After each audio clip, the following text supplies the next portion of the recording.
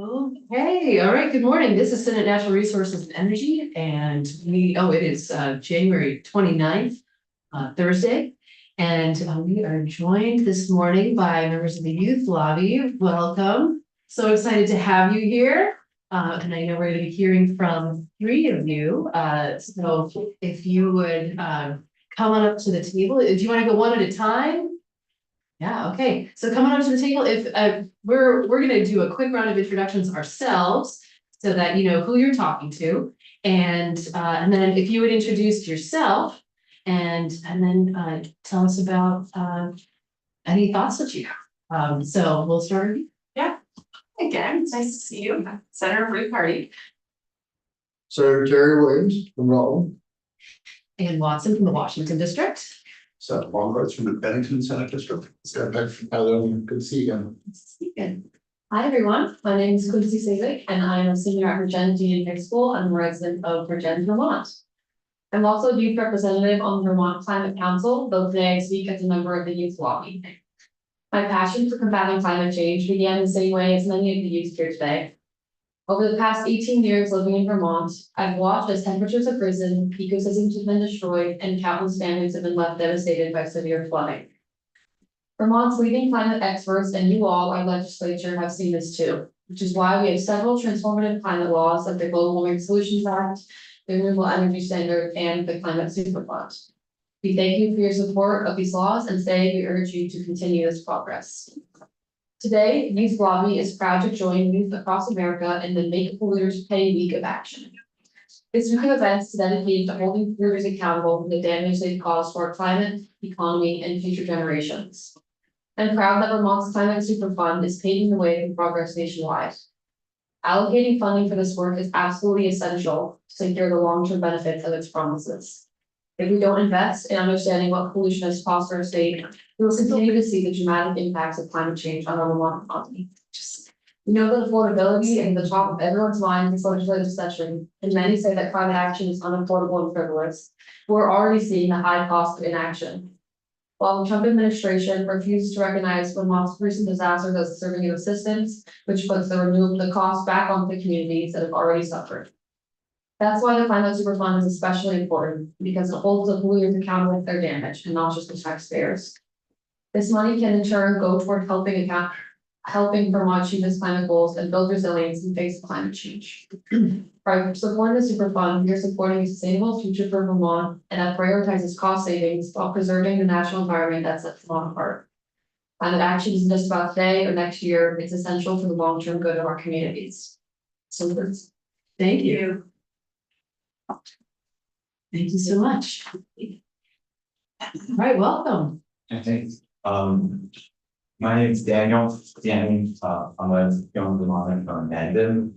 And I'm here to speak in support of Vermont's climate action bills, including the Vermont Climate Superfund Act. At the moment where those policies are facing growing political and legal opposition, Vermont has a long tradition of climate leadership. We have treated climate change not as an abstract issue, but as something that directly affects our winters, our farms, our infrastructure, and our communities. Flooding, erosion, and extreme weather are no longer hypothetical risks. They are costs Vermont is already paying. The Climate Superfund Act reflects a basic and sound policy principle. Those who profited from the most fossil fuels should help pay for the damages their products have caused. Vermont is a small state with limited fiscal capacity. Asking taxpayers alone should shoulder the long-term cost of climate adaptation is neither fair nor economically sustainable. Cost recovery is a responsible way to protect public finances while investing in resilience. Yet today, these policies are being challenged by a broader political shift, coordinated opposition, and disinformation, all been funded by fossil fuels and their allies. Is framing climate legislation as economically harmful, despite lack of evidence that these laws meaningfully raise consumer costs. Energy prices are largely driven by global markets outside of our control, not by a state level. Accountability measures. What does harm Vermont Vermonters economically is inaction, damaged roads, rising insurance costs, and lost agricultural productivity and repeated disaster recovery spend. From an economic perspective, climate action is not a liability, it is risk management. Every dollar invested in mitigation and resilience reduces future public costs. Clean energy, efficiency upgrades, and infrastructure adaptation also support job creation and help keep Vermont competitive and attracting business workers and families who value long-term stability. As a young person, I believe that the long-term consequences of today's decisions far longer than most policymakers in this room. But my support of these bills is not emotional or symbolic. It is grounded in economics, fiscal responsibility, and long-term planning. Rolling back climate action now, we shift costs forward, weaken Vermont's leadership, and leave future generations with fewer tools and higher bills. I urge you to defend these policies and continue Vermont's legacy of responsible forward-looking governance. And thank you for your time. Thank you very much. Welcome. Hi, my name is Julia Wolf and I'm from Waterbury. I'm an 11th grader at Harvard Union High School, and over the past few years, I've become increasingly involved in Vermont youth lobby and climate activism. I'd like to thank all the legislators who helped pass important climate laws such as the Global Warming Solutions Act, the Renewable Energy Standard, and the Climate Superfund.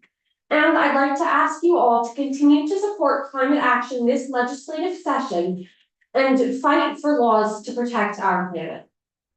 As a young person in Vermont, I myself have seen the effects of climate change in my lifetime. When I was a kid, every Christmas was marked by a blanket of snow. Just a month ago, I was genuinely surprised when we had a snowy Christmas as we did. Backing that up, we've all noticed the floods that have battered us with a sudden and disturbing frequency in recent years. We've reached a point where we can no longer deny that something needs to be done. If not to protect the planet, then to protect Vermonters from losing their homes and livelihoods to unpredictable weather none of us are prepared for.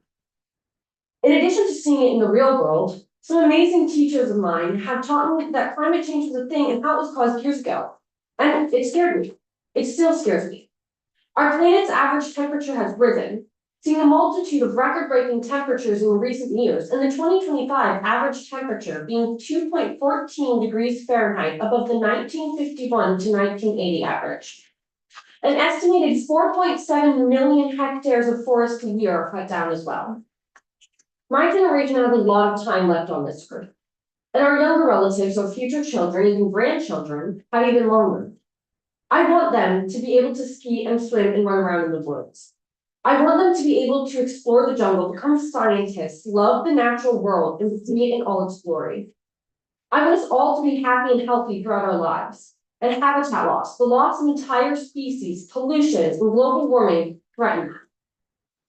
I wanted to do something, so I began going to youth lobby events in 7th grade and joined my school sustainability club once I was in high school. I started not just hoping, but believing that I can do things about climate change. So I officially joined youth lobby about 6 months ago and don't plan on shying away from this work anytime soon. However, I need your help. Our current laws, including the Global Warming Solutions Act, Renewable Energy Standard, and Climate Superfund Act, have set up a solid starting framework to protect our planet, and we need you to protect and reinforce them. We are already reducing our emissions and on the path to long-term economic improvement, but there's still a lot of work to be done. In addition to that, other states are following our lead and passing their own climate superfunds. And we're proving that we may be small, but we can lead this country to a sustainable future. You all can lead this country to a sustainable future. For me, for your children and grandchildren, your next door neighbor, yourselves, every inhabitant of today, tomorrow, and the future, please continue to support climate legislation in Vermont. Thank you for allowing me to share my story. Thank you. Wow, fabulous. Well, thank you so much, everybody, for sharing. I just want to reflect back. I love this sentiment of like that you can make a difference in the world. And I know that you are all here because you feel that to some degree. And I want you to like just keep hanging on to that and like keep like pushing for the things that you know the world needs. I love that so much. I also just want to reflect back that I heard you talk about the problems of mis and disinformation in the world, and I just want to anticipate that may become an increasing problem. And so being able to communicate what you know is backed up by science is also really going to be increasingly important also. And also just as you were talking about, it made me wonder about, you were talking about accountability for, fossil fuel corporations in terms of climate superfund. It made me wonder about like, what kind of accountability measures do we have for mis and disinformation? So anyway, I don't have an answer for that, but it's, thank you for like, pushing my thinking. And then, thinking about the costs of inaction, just really appreciating that, right? That for your futures, that we need to be investing now in that future. Right, and it costs us something now to save us more money basically down the road. That's your future. It's our kids' future. So thank you all. Any other thoughts that folks want to share from the committee? It's okay. Yes, go ahead. I just want to thank you all for coming.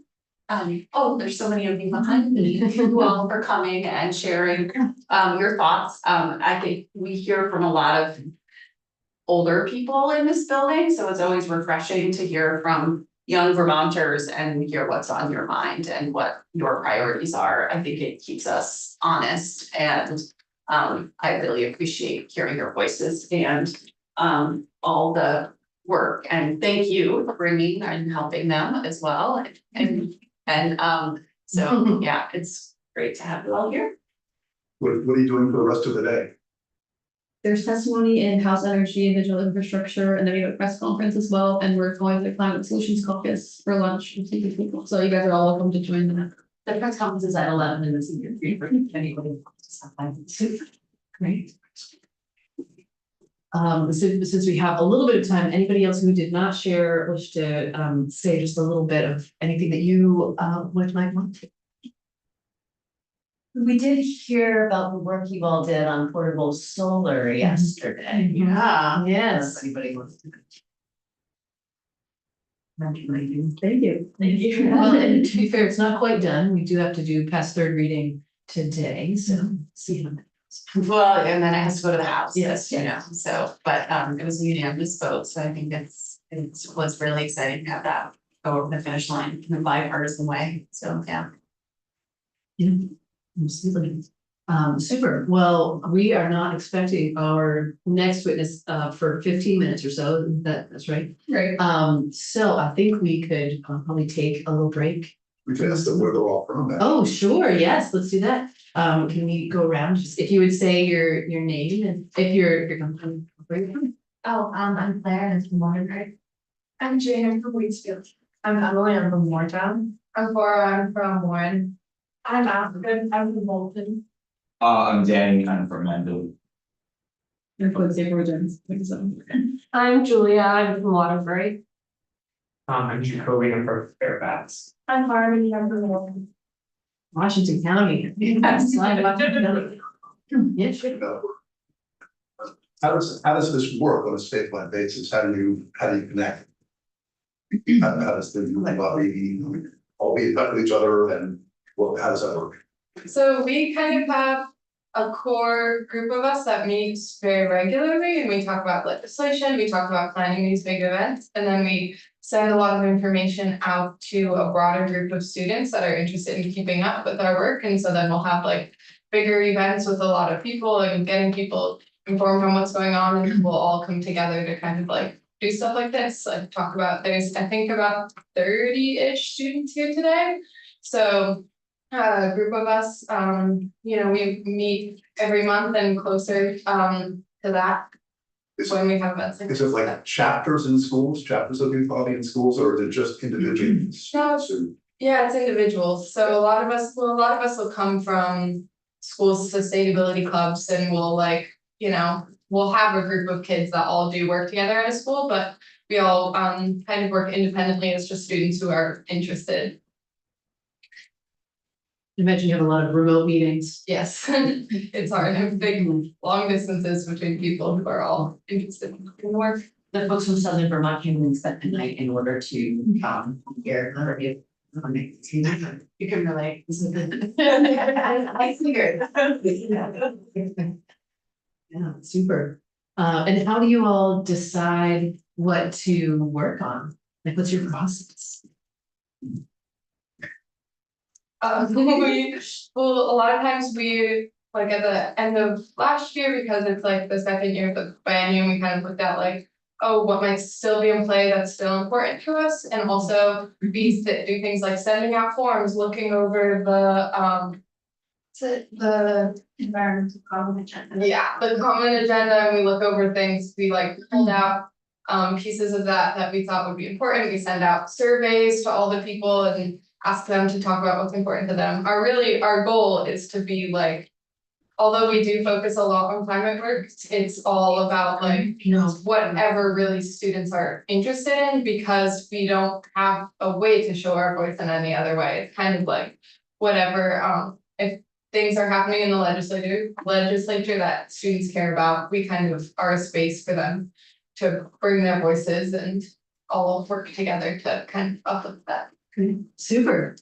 Well, thank you so much. Really appreciate you all being here, making the trip, and thanks for spending the day and your dedication to this work on climate action. So thank you. And with that, we're going to take a break until 9:30.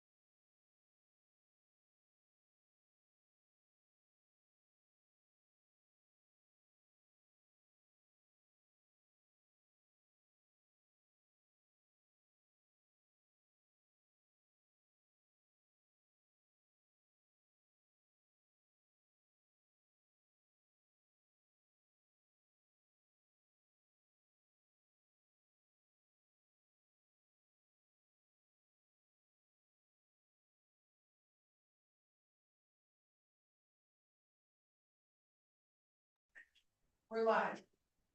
Okay, good morning. This is Senate Natural Resources and Energy, and we are coming back from break. And we are moving on to the Land Access Opportunity Board. Shall we Welcome. step up? Yes, please Okay. do.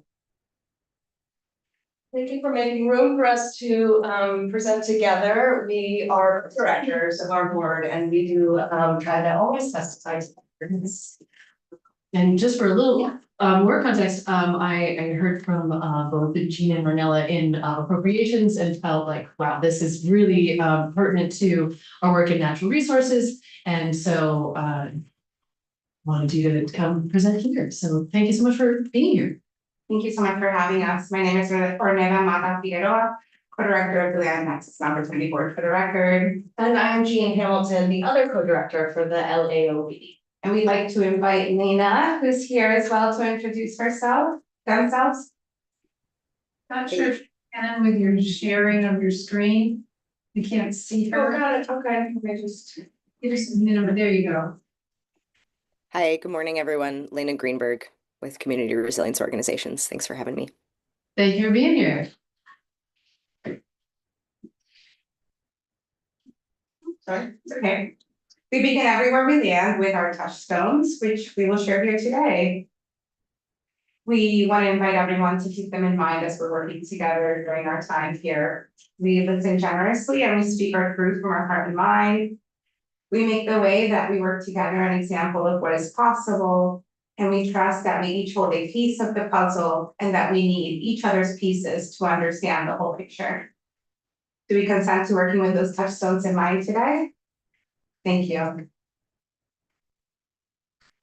We're here today to talk about the Resilience Hub Toolkit, written and led by frontline community leaders, and the Resilience Hub grants, which are now available via the Land Access and Opportunity Board. We want you to know that this toolkit and the grants are available, so you can share these resources with your communities. We've handed out printouts of the toolkit and of the grants. You will hear the story of how community members from across Vermont came together to build this incredible tool for our communities. You will also hear how the LAOB is strategically investing modest state funds into multiplying community impacts. This is a story about tools we have in hand that are working. And right now, more than ever, we need to invest in tools that have this kind of momentum. Tools that empower Vermonters to help themselves and one another, and make more efficient use of all the different kinds of resources we have across Vermont. We will not have time today to give you an overview of our Land Access and Opportunity Board.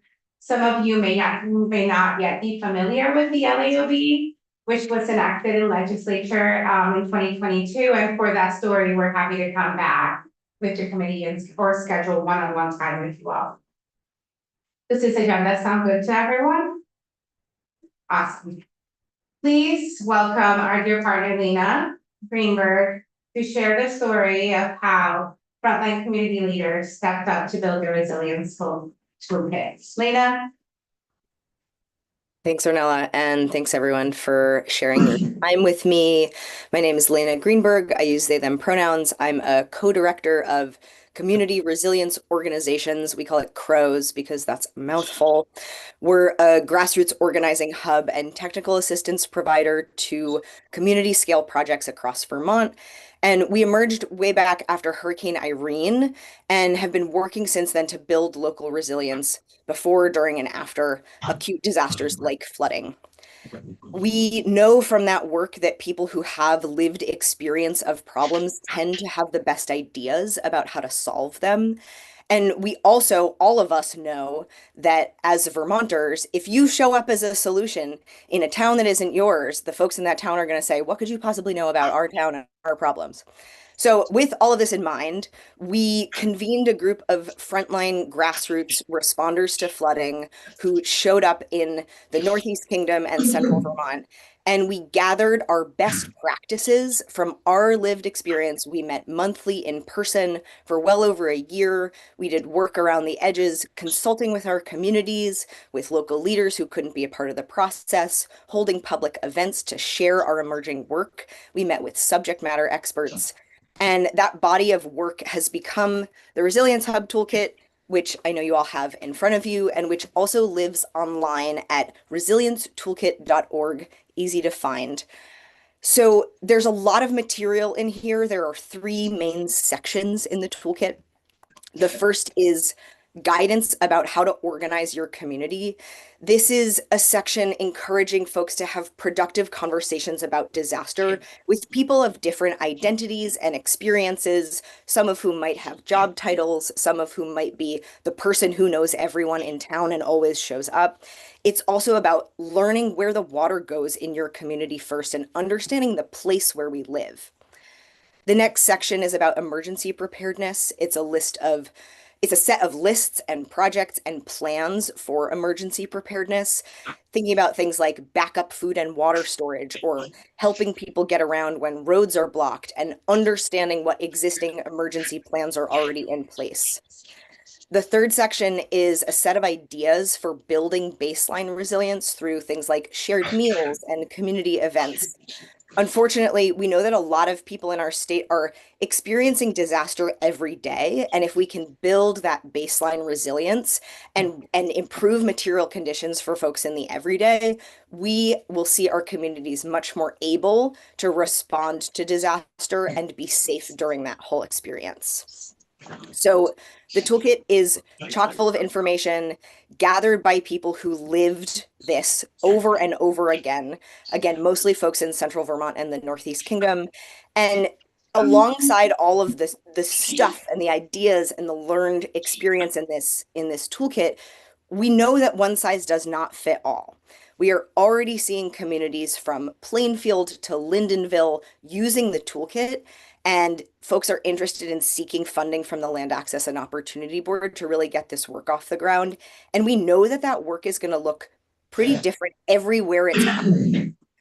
And this is in keeping with our understanding that communities know best what they need, and those needs are really diverse.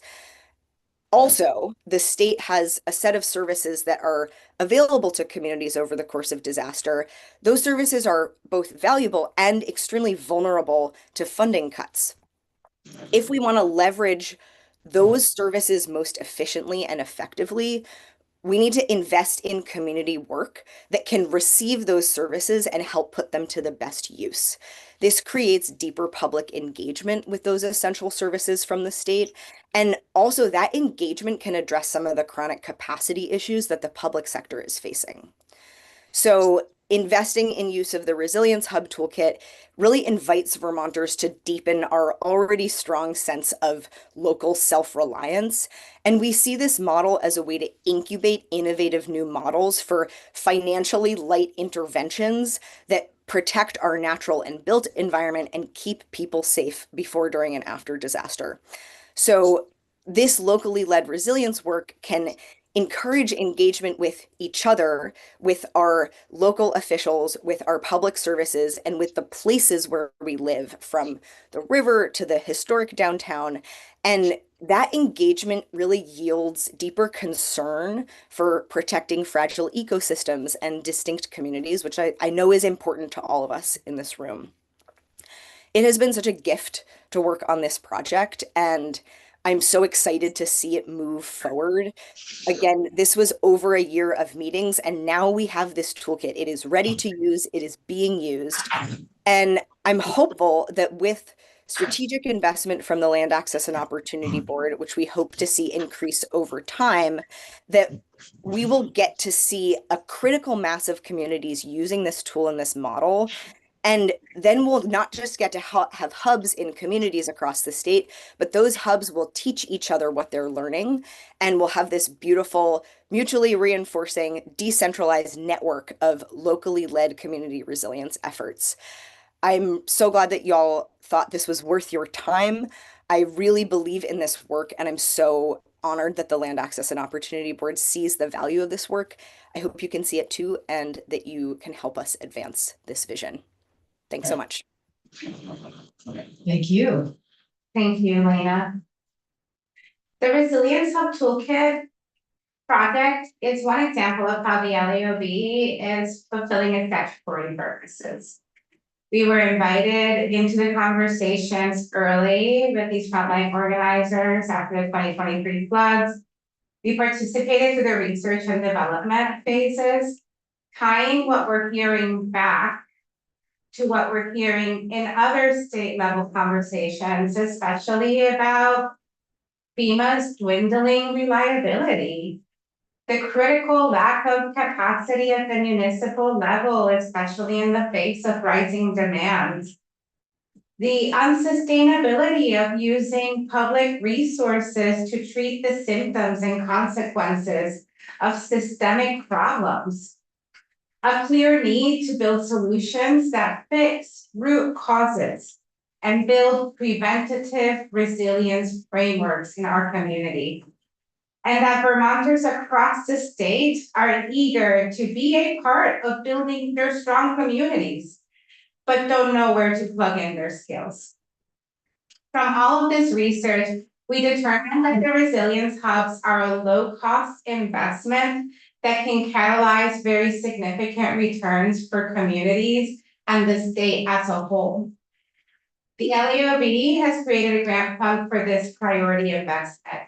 We've just opened up a first round pilot grants, and you have a handout in front of you with the information to share it with your communities. We can also share out the digital info. With this pilot round, we hope to fund about 3 hubs. We have funds we're hoping will be returned to us from our FY26 budget in BAA to put another $250,000 into an additional 5 hubs. Our proposed 2027 budget includes funding for additional hubs, but will require a one-time appropriation for which we will need your help. Our goal is to create a cohort of 16 to 20 hubs that are launching at the same time, so hubs can support one another with learning and strategies, and that they can coordinate across regions to avoid unnecessary duplication and leverage strategies such as bulk ordering of supplies. A cohort of hubs operating across the state also allows our agencies and policymakers to learn from the ground up, so that as we build our state resilience strategies, we are well informed by what our communities need most, what they can and cannot be expected to do, and how the state can most efficiently direct its limited resources to build the most impact in collaboration with communities. Jean, do you want to talk about why this is a good investment? I sure do. Thanks. Okay. So over the past 2 years, which has basically been the time that LAOB has been operational, we've conducted hundreds of hours of community engagement with disadvantaged Vermonters and spent additional hundreds of hours in state working groups on various land use issues. Whether we were in those groups talking about housing or farming or flooding or conservation or public security, we continue to see the same problems again and again. Oh, there we go. We've identified these problems again and again, and imagine that you have encountered some of these issues in your work as well. In terms of the resilience hubs, we really want to highlight a few that are especially important here. Vermont absolutely needs to leverage more people power.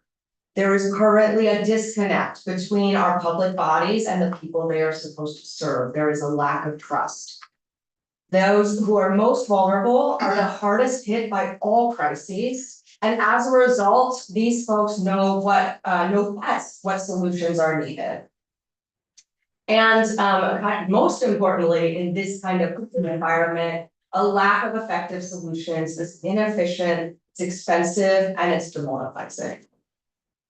So when we think about investing state resources into community resilience hubs, how can we think about what do we get back from this investment? These resilience hubs offer a shovel-ready solution that meets communities where they want to take action so that we can use our public resources as impactfully and efficiently as possible. What we get by investing in and building community resilience hubs is we get more hands on deck. We get so much more than the sum of each of these parts. We get better informed state investments so that when we invest our dollars, we know that they're going to work. We get communities who are taking charge of themselves and who are empowered and prepared to take charge of themselves. And we can build this snowballing virtuous cycle of community resilience or community pride, and then therefore community security.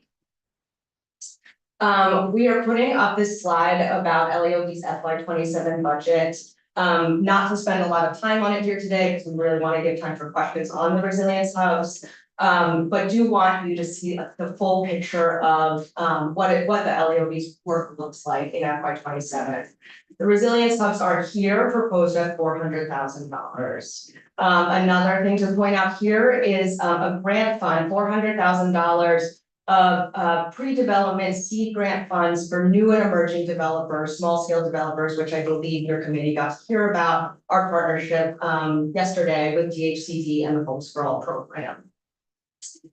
And really happy to schedule time with you to talk about this broader LAOB work across our program, and you will see similar strategies as we presented here with the resilience hubs, which is that we prioritize real efficiency by effectively addressing root causes. We support the momentum of community leadership. We activate underutilized community resources, and we are looking to build these virtuous cycles of collaboration and continuous improvement.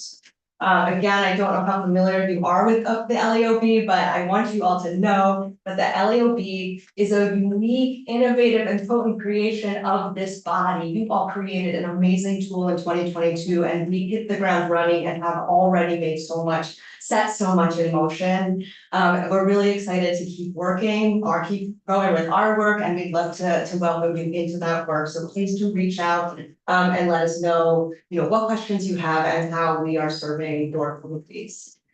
So we'll pause there. I think we managed to leave a couple minutes for questions or discussions. I do want to thank you. Yes. Fabulous.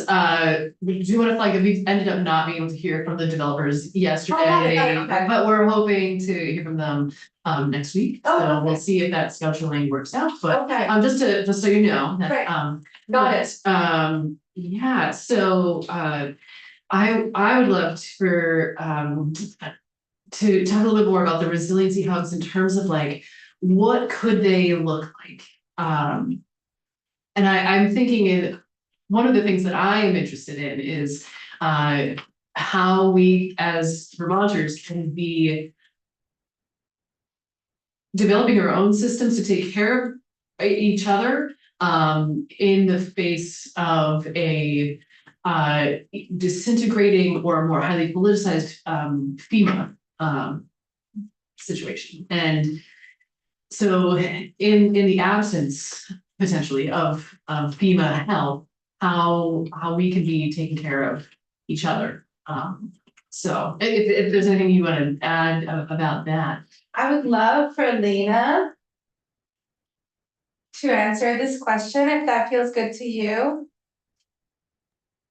Sure, I'll do my best. I think we're all And yeah. we're all treading in new territory thinking about FEMA not showing up at all. So just I don't want to act like a prophet when I'm not. But what we have already seen is that when communities are better connected to each other before disaster, those communities are more able to prevent the kinds of damage to people and property that are so costly after the fact. And resilience is a tough thing to measure, right? It's about what happens to people, it's about what happens to places, what happens to infrastructure. And there's a lot of complicated federal funding that goes to individuals and infrastructure and all of these different kind of pieces that make up the puzzle of the aftermath of disaster. And resilience is a much more holistic look at what a community needs to survive something like acute flooding, as opposed to saying, we're just going to make a plan for how to replace the road if the road gets washed out. So I I understand that this is not quite the neat, perfect answer that maybe we are all looking for in this time of uncertainty, but bringing communities together to actually tap the knowledge of people who are not involved in the sort of official emergency preparedness work that a given town or a given region is doing will help us have the information we need to actually plan for these disasters and get a broader set of people involved. If we have community buy-in about moving a grocery store out of the floodplain, then we might be able to actually act on that and then not have this costly issue later that is infrastructural, that is economic, that has public health impacts of no longer having a grocery store in a town. I'm thinking about Johnson. And there are so many ways that we can prepare that are maybe not leveraging the funds that FEMA can deliver for infrastructure and home repair or removal, but help us understand what our communities can look like. And once we have that vision, we can work backwards from there and think about how to be as efficient as possible with community work, but also with state investment. I could go on and on. I'm going to stop there Yeah. for now. Happy to say Thank more. you. Thank you. Other questions from the committee? Yes, go ahead. Thank you, Madam Chair.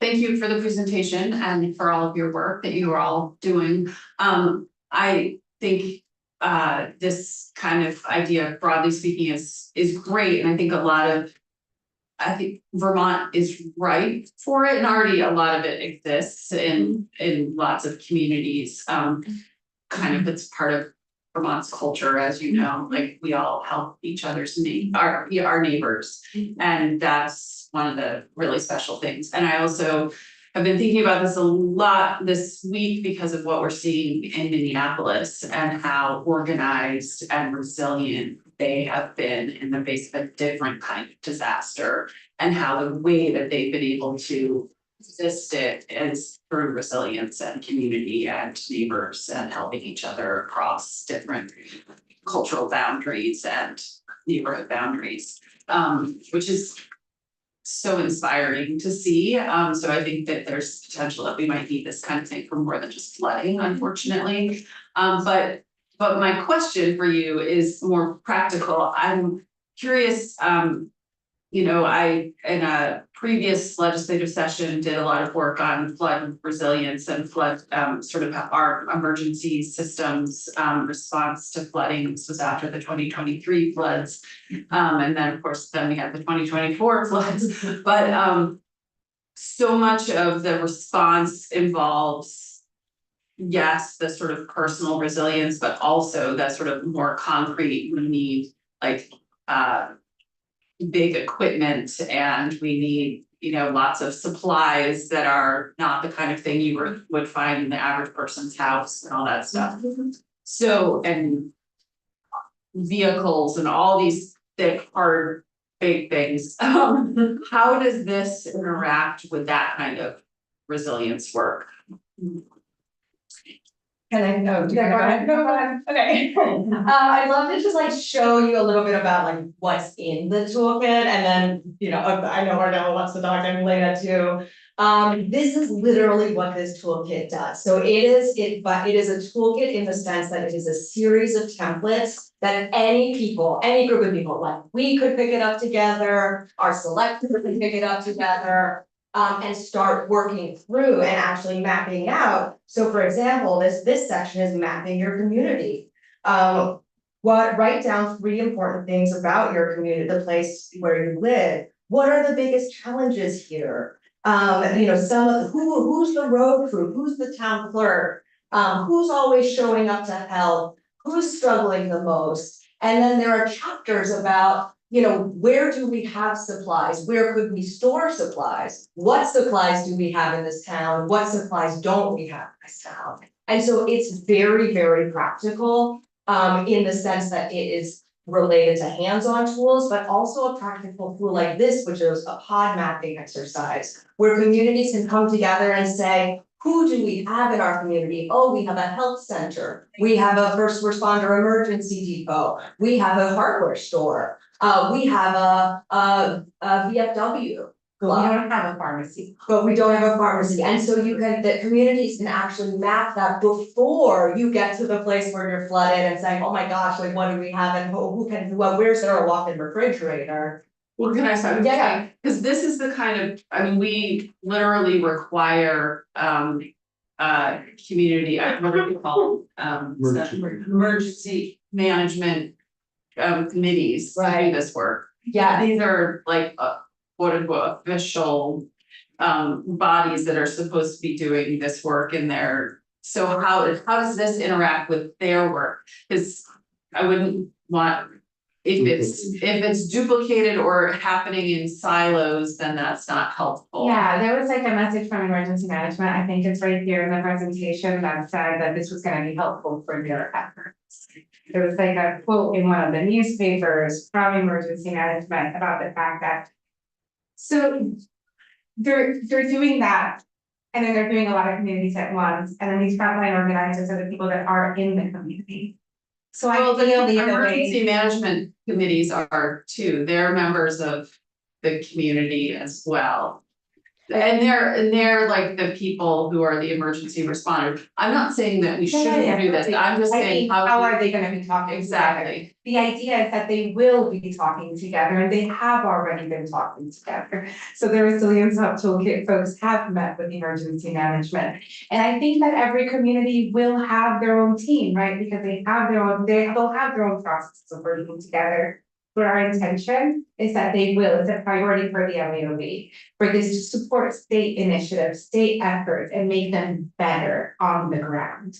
Because something we know and that we've learned is that there is this kind of like tension and mistrust when the state comes in to town sometimes and how that works together. I'm not sure you're understanding, because the groups I'm talking about is not Vermont Emergency Management, these are regional emergency management. They are people in our communities, I they're see not the Lena's state, hand they're up. not the state. Yeah, I see Lena's hand up. Go ahead. I'd love to respond because you're raising a really important point. There's a section in the introduction called "How does this toolkit interact with emergency management and municipal plans?" And I think to just address it really directly, you are absolutely right. There are so many people who are already engaged in the work of preparing for disaster and who are part of these communities. These are not outside arrivals who come in with ideas. However, I have seen every time I've done community work that often there is beautiful labor happening, and if you're not part of it, you have no idea it's going on. So part of the point of this tool is to help create a bridge between the people whose jobs, whether they're volunteer or paid, people whose jobs it is to do this work, and the people who are going to show up and do it because they care, but they don't necessarily have a role.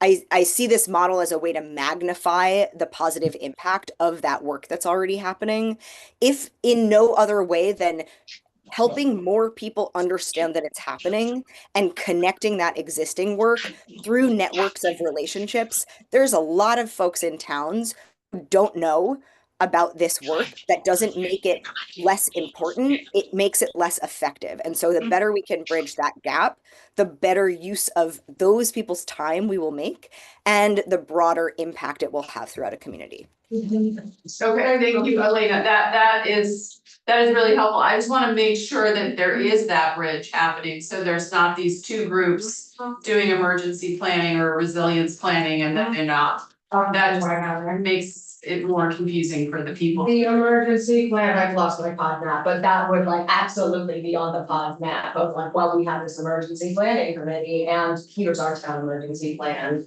I'd love to say one thing, because this is like a really key issue that LAOB finds across all systems. One of the most basic barriers that we come up against is people are intimidated by the bureaucracy of government processes. And so something that excites me to like all ends about this process is it is in plain language. Any person can pick this up and be like, oh yeah, I can digest this. This website I had up here because I really want to show you, this website was custom designed by one of the organizers. It works even when the internet doesn't. So this was created as a resource that can work online and offline. Everything has been made so that these templates can be digital templates that then save offline, so you can fill them in here, offline, you can get them here, then offline work on them.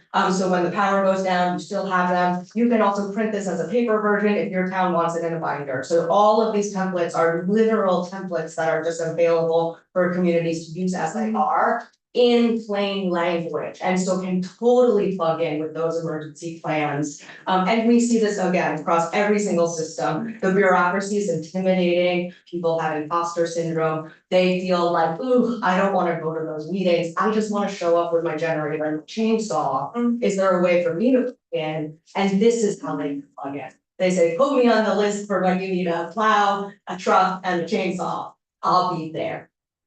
And one of the things about the resilience hubs is that it helps folks build community outside of an emergency. Because these networks of support and connection are built when things are well.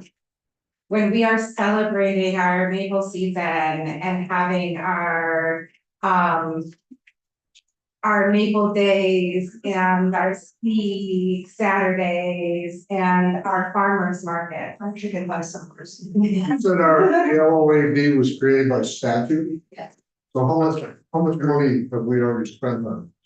So, See, you're talking $50,000, probably you're talking $1,300. so we are estimating, grant sizes of $50,000. We have not awarded any yet. We've just. Where do you get the money? The money is all state appropriations, and so it looks like we're running out of time, but basically since 2022. We have been appropriated about $3 million. Okay, And our current FY 26 budget is uses a large portion of that money, and we are projecting a $3.5 million FY 26. so we're already 4 years into the program, we haven't used any money?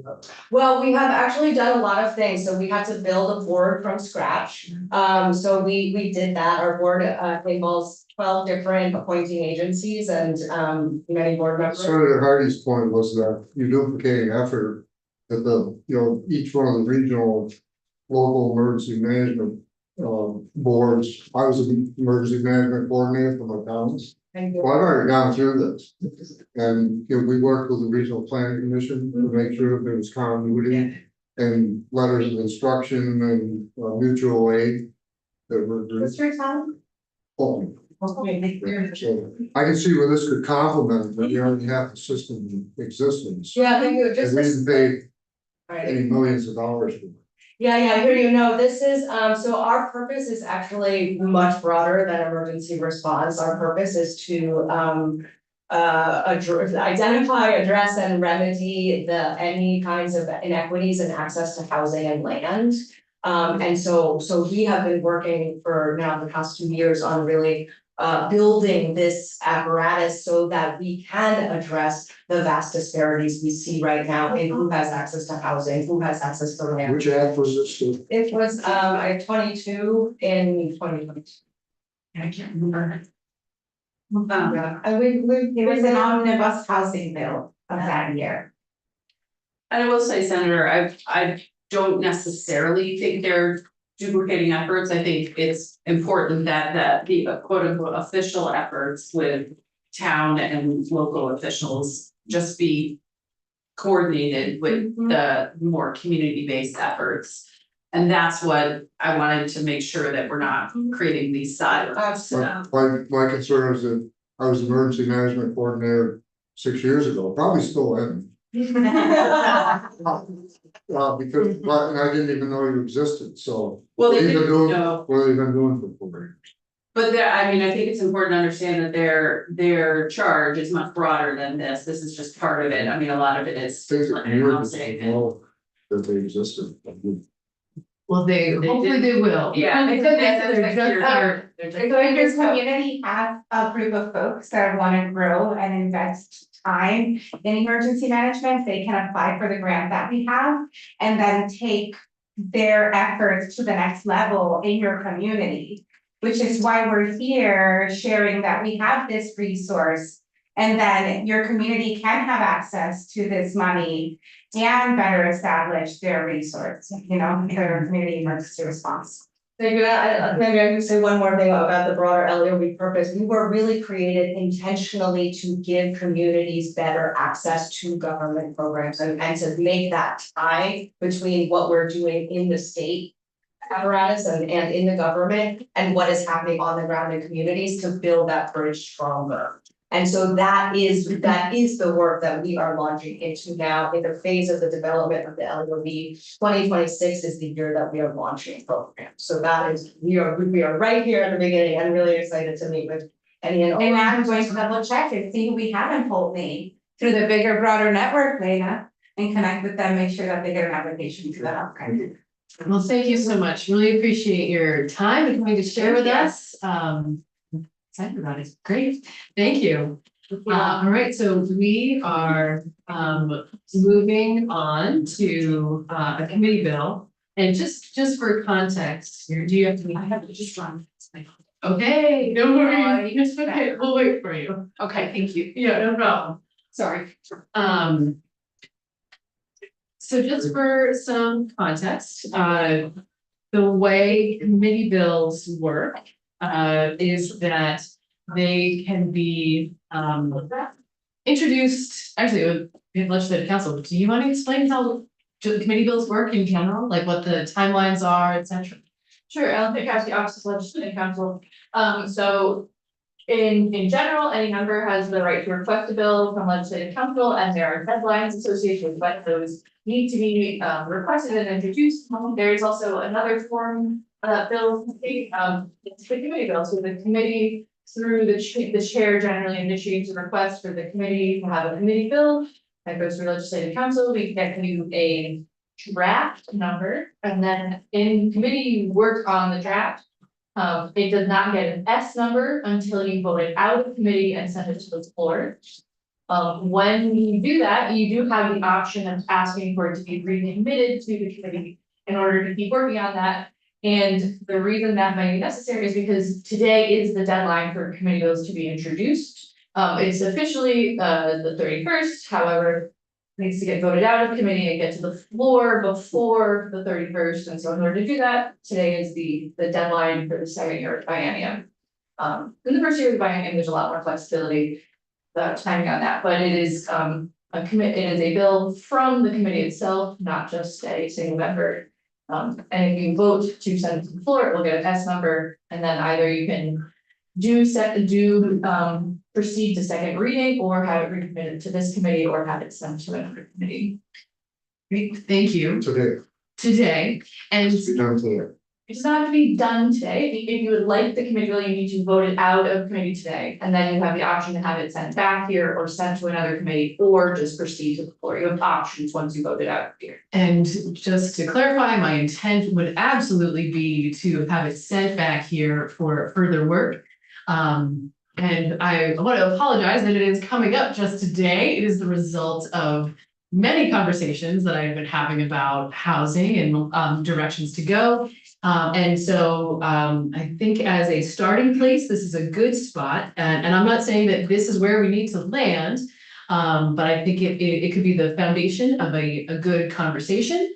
And so just to really briefly, I did have some good conversations with folks from Let's Build Homes and about their proposal around something called root zones, which is an acronym, but we can go through what their, well, actually, maybe I'll explain what their proposal, roughly speaking, is, as I understand it.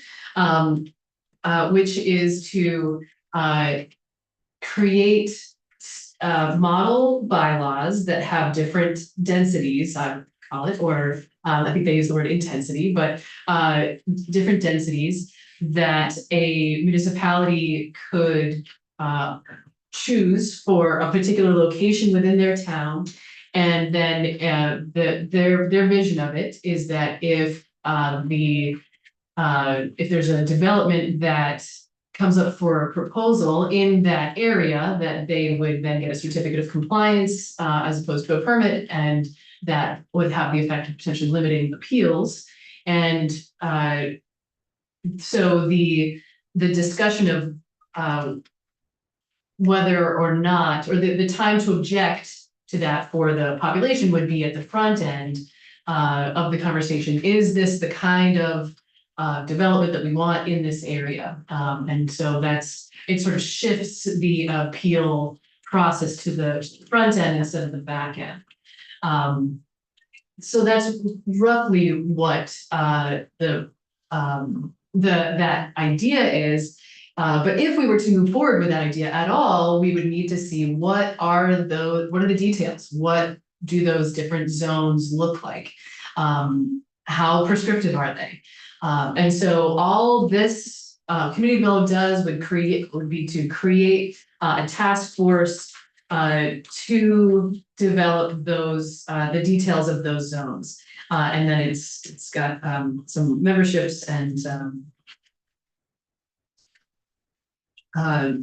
details about the meetings, and that is it. Yes. And anything, also for context, in case it's useful, so there is a 2-pager from Let's Build Homes that is, I believe, published on our website if you're interested in that. And we'll hear more from Let's Build Homes. We'll also, I think, hear from the NRC. We'll hear from a variety of people on this idea or other ideas. And as we move forward, and if we vote this out of committee and bring it back, fully expecting to have a more robust conversation about this, and we might go with it, we might not go with it. We can tweak it, or we can wholly do a strike all. I'm game for that conversation. So that's pretty much it for me. Anything? I'm confused about the purpose. Oh, okay. So. Of the bill? Yeah, wait, last minute, It's last minute. and why, what is the definition of a, residential opportunity overlay? Yes, so that is the idea of these different zones with different big model bylaws that would have different densities. Like housing densities, like for municipal bylaws. So like how many units could be built, type thing. So is this to get beyond Act 250 or? Not this. 181? So I think of it as separate from that. It's a way of thinking about appeals. Okay. Anything? I have procedurally, before I actually show you the language, I wrote this very quickly. You do have to vote it out of committee by today if you'd like it to meet the deadline. However, I didn't bring my laptop, and so if there's anything in this draft currently that you absolutely do not want to be in the version that's sent to the floor, this will not be the last time opportunity you have to make changes, but I am offering if you would like me to make changes before you send it to the floor. I have some time this morning, if that is needed, but also I think you're anticipating that this is sort of an opening draft. It is rough, and that you'll be working on it in the future, but.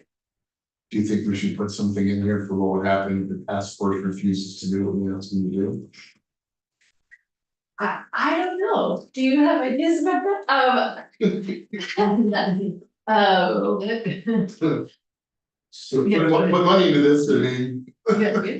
So just to maybe send away, it's just another way to think about this is that what happens a lot of times in communities is that when a bylaw is being developed, nobody says you can do A, B, and C here, nobody pays attention.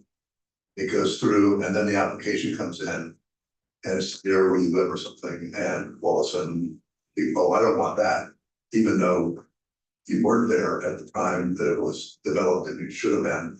And so that's where the frustration can come from. Sometimes it's that, Done zoning, we kind of make decisions after the application goes in as opposed to before the application goes in. So by the way, I have no idea how it works, but I do, but we did that, we did a little bit of that with the housing bill in 2022, that whole act, where we disallowed appeals of affordable housing projects if they were in area zone for residents and staying, like you should have paid attention, you know. There are, as it turns out, there are residents, people live in them, and you said, yes, in this zone, this area for these, so we can then appeal after the fact. Well, we didn't really mean it. So it's a little bit of that, that's sort of what's going on here. I have no idea about the detail of what I think about this, but there is something to the notion that we should be doing our planning upfront, making decisions upfront, and then making the permitting process underneath easier because we already made the decision upfront. So that's kind of what's going on here, I think. Yes, yes, Typically, that is my intent. Yeah. Yeah. typically, we don't do, you know, when we're doing something like that, we don't give public outreach and get them involved either. It's like we do in a vacuum and then, Fair enough. Mhm. Yeah. Yeah. not just the local zoning boards, it's the state of Vermont too. Agencies that they make rules and the public doesn't know what they're doing. Yeah, so So, Yeah, I think that is a absolutely fair point. And if we move forward with this idea, create these different model zones, and then decide that we want to move forward with it, which would be a separate conversation for another time. This is just to develop them, not to actually move forward with it. But if we decide to move forward with it, I think that is an absolutely like fair consideration to say, if you're gonna do this, here are some standards around advertising and how you get people involved, because we don't want people to be in the position of saying, I didn't know. interesting. That's what happened with 181, and the big activity bill where there was some robust public participation component built into the plan to make sure that people actually knew what was happening. And they were actually drawn into the process, not just, you know, stuff. Again, no idea how I feel about this, but Yes. We are gonna walk through. I was gonna say, we're gonna walk through it. Maybe I'll save my question until after asking. First, and I actually, I'm already seeing that I want one change, but, of course. Right, so I'll also just say, I actually haven't heard the official pitch for this. I only saw the two-pager and based it off this, so I think there are details I don't know or understand, and so. This really is a task force to look into this, and I will read it to you, but also happy to make changes. Right now in each of them, so. This is draft request number 26-761. It's a committee vote from the Senate Natural Resources and Energy Committee, and right now it's titled an act relating to study the creation of model bylaws. So section 1, residential opportunity overlay districts task force. So there is created a task force to develop and recommend a detailed proposal to create residential opportunity overlay districts. These districts would be governed by a code of model zoning bylaws that address all the critical land use issues with clear and objective standards. So we're talking about municipal zoning bylaws. Once codes are developed and published, municipalities would have the option to adopt the codes and areas designated with Act 250 Tier 1 status. In those areas, residential development that meets the requirements of the code would be submitted to a zoning administrator for a certificate of compliance. There would be no hearing or review of residential development applications by an appropriate municipal panel or an appeal. Grants would be available for municipalities. Page 2, seeking to adopt the model code. A state agency would oversee municipal adoption of the code to ensure that districts would be designed to allow for housing density that would be dense enough to meet the state meet the municipality's share of the state's housing targets. So what I did there was try to boil down what I think is in the proposal and to make a suggestion to the task force of all the elements they need to address. I also do not fully understand the details of this proposal, so there may be necessary clarifications there you need to make. So for this task force on page 2, the membership, there's 9 members, and it's members with expertise related to planning and zoning. There's a typo on line 6, it says the remaining members shall be the follows, but it should be just the members. So it's, Was trying to figure that out. I Frankenstein this based on multiple different study committees I've drafted in the past, so I apologize. I like that as a verb. Better than Tchaikovsky, right? So, one member of the House, one member of the Senate, representative from the Vermont Association of Planning and Development Agencies, that's the group of regional planning commissions. The Commissioner of Housing and Community Development or designee, representative from the Vermont Natural Resources Council, one from the League of Cities and Towns, representative from Left Field Homes, representative from the Affordable Housing Development Community appointed by the pro town of the Senate, and a town planner appointed by the Speaker of the House. I did not discuss Senator Watson who wanted to make which appointments, so That's open. yep, you have to, let me know when you have thoughts on that. And so then the powers and duties are on page 3. So the task force shall develop illustrated model codes that use only clear and objective standards for critical land use issues, embed New England town building principles and integrate flood and historic protections. Propose how these codes will be administered and which entity would oversee them, and recommend the process for how municipalities would adopt these codes. I took this verbatim from the 2-pager. So It's a place to start. yes. Yeah. The assistance for the task force shall come from the Department of Housing and Community Development. Again, this is like some boiler language I took from other study committees, so you can change this. They may hire a third-party consultant. If they would like to, they may be funded by General Assembly funding. Or if there's grants for this, I don't know, you could change that as well if there isn't grants available. Having to change that. The report here is due December 1st, 2026. Again, in the first year of the biennium, which would be the next year, the drafting deadlines are farther out, so you can push this out a little bit if you'd like it to be in January or so of the next year. But you can think about when you would want the report back for legislation. December 1st is a common deadline for those.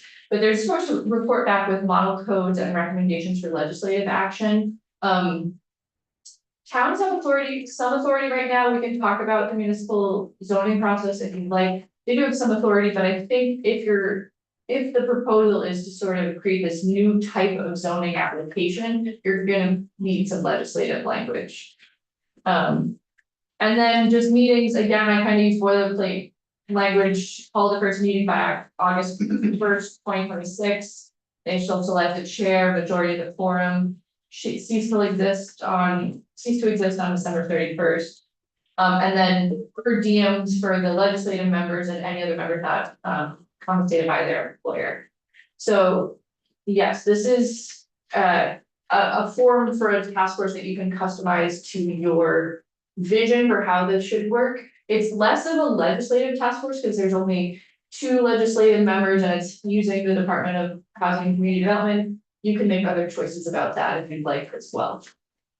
But structuring it that way will mean I picked 6 meetings. You can pick a different number. Those would be open meetings, public meetings, because this would be a public body. Yeah, great, yes, go ahead. What the municipality doesn't have zoning? Then it wouldn't apply. Well, so currently towns have the choice to adopt municipal zoning if they like. If they don't, no zoning permit is required in those towns. This program would be related to municipal zoning, so towns would have the option to adopt this. If you ever move forward with the proposal, it would be an optional thing for towns. And it doesn't have to be 1 A.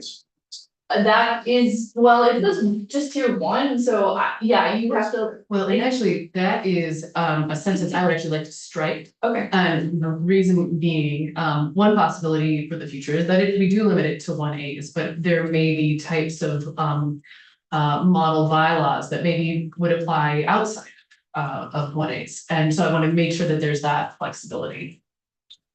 That, and so that also changes the next sentence, so it would be in areas where municipalities have adopted these bylaws, residential development, blah, blah, blah, blah.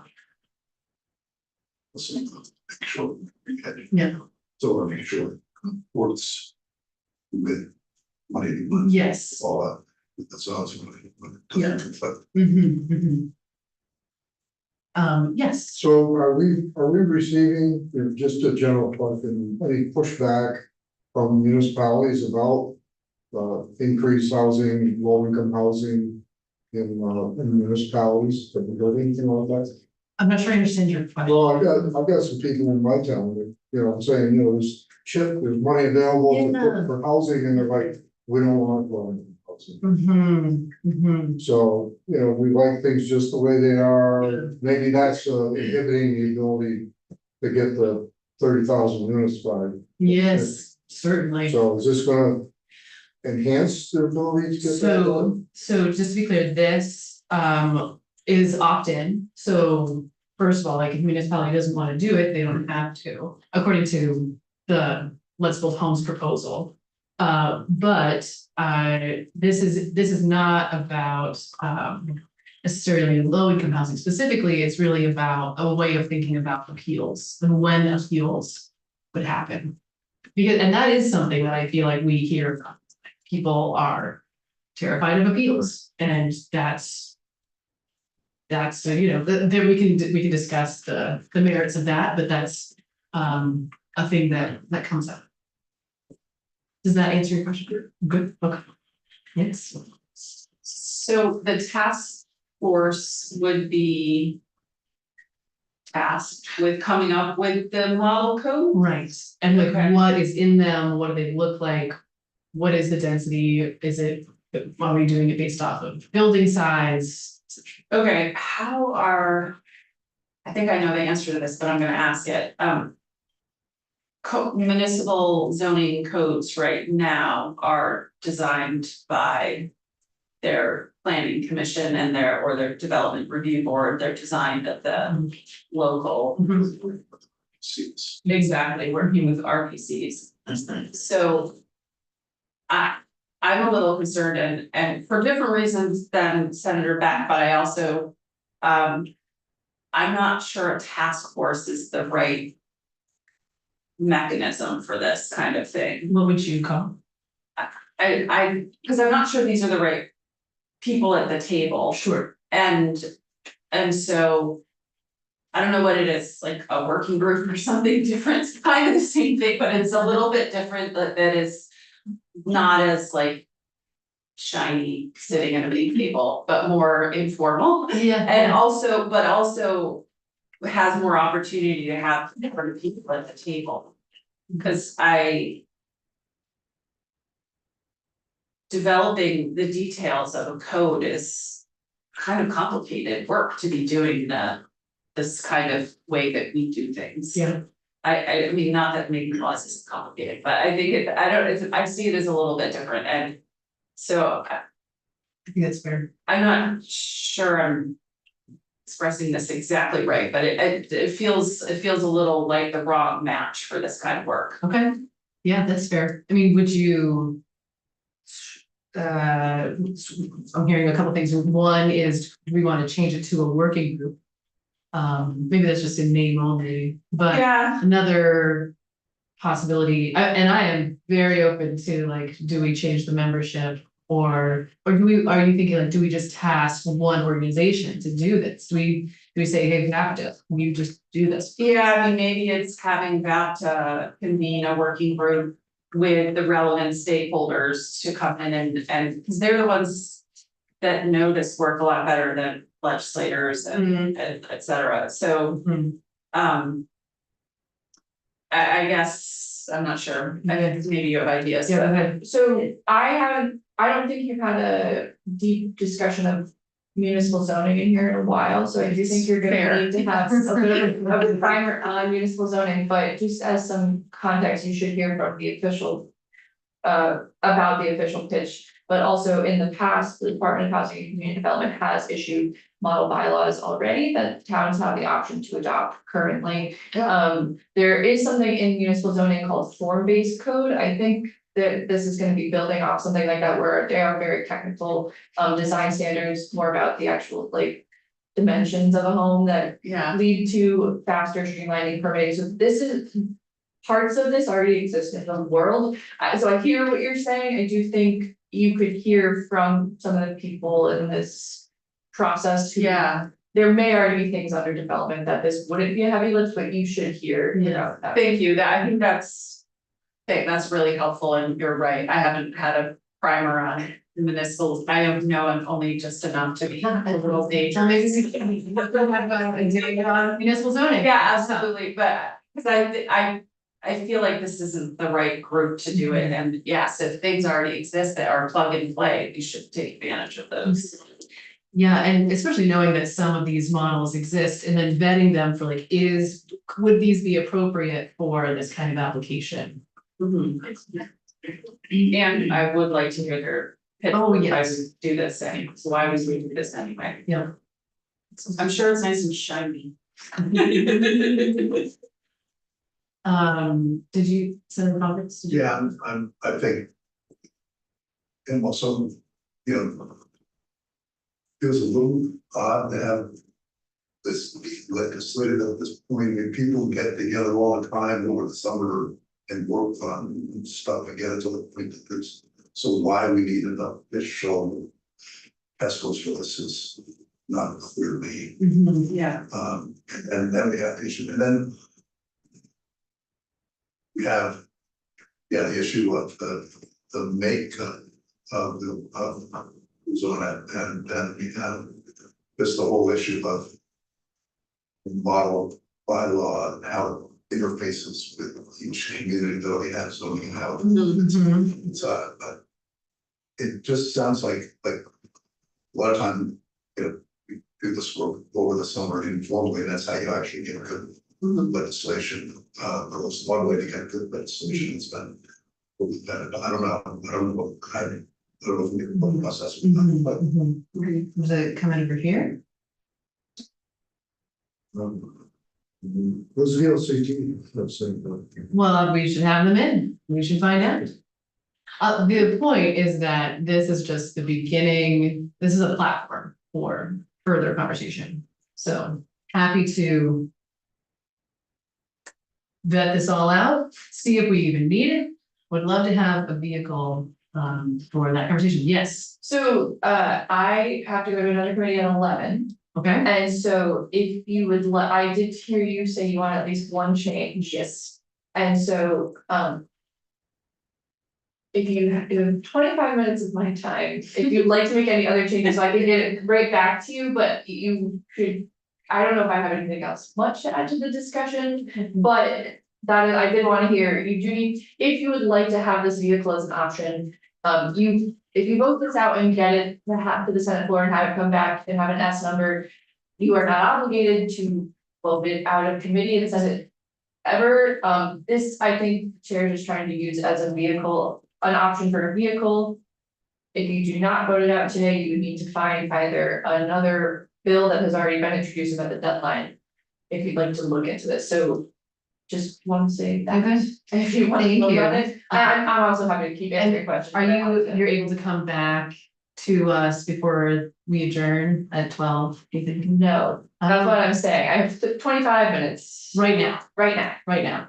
Okay, what I'd like to do is take a break and we will come back how long do you think you need? 5 minutes. Okay, well, let's take a 7-minute break. Okay. Okay, amazing. Okay, thank you. So we're gonna take break until 10:45.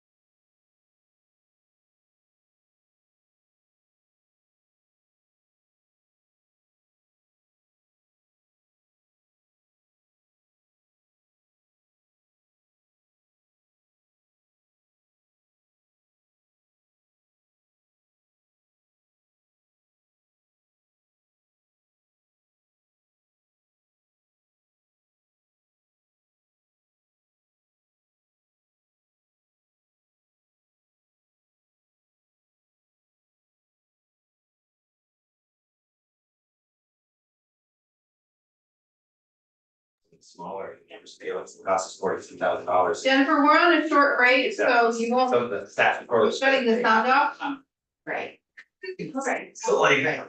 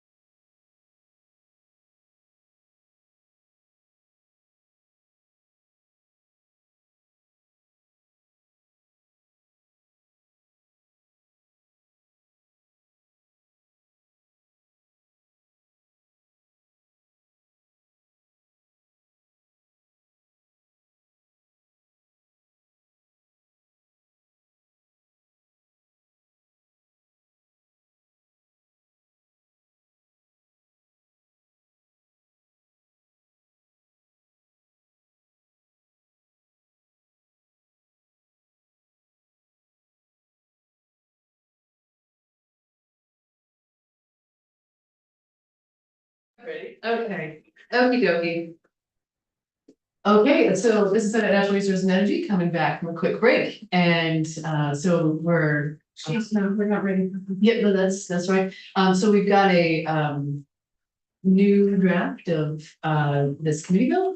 You just. I think we just got it, Handed it out. and it just modifies this.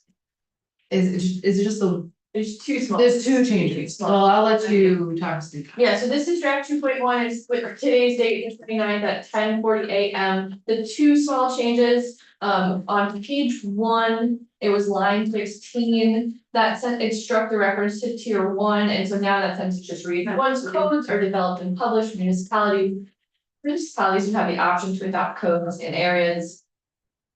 So striking the reference to tier 1.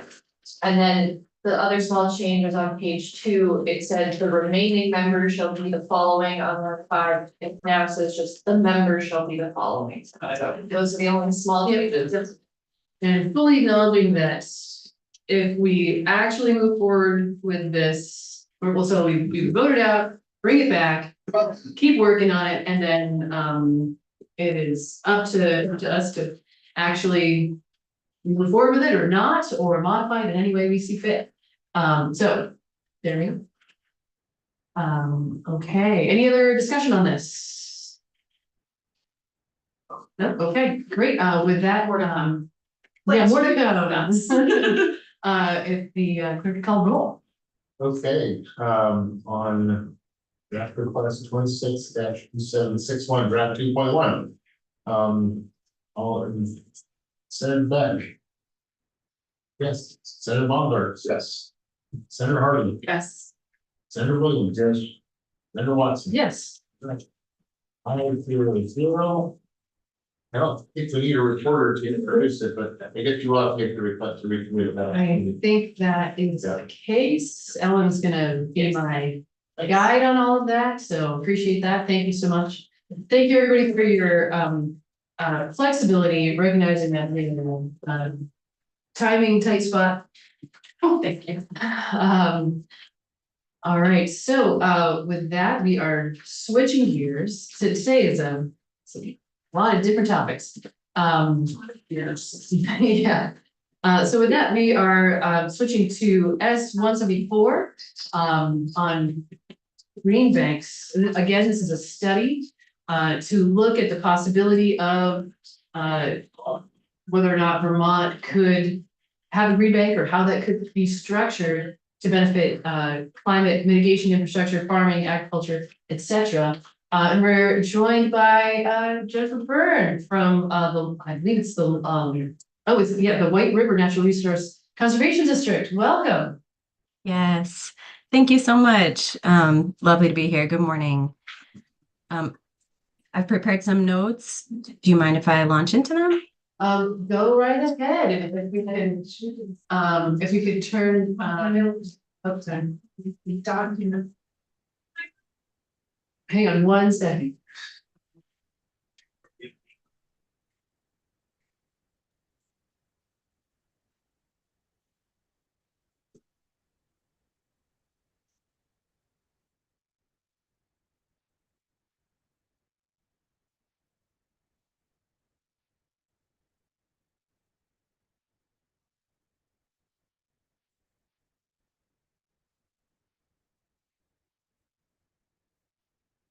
Hey, she is here. You can co-host. Okay, great. And if we could turn her on. So that'd be good.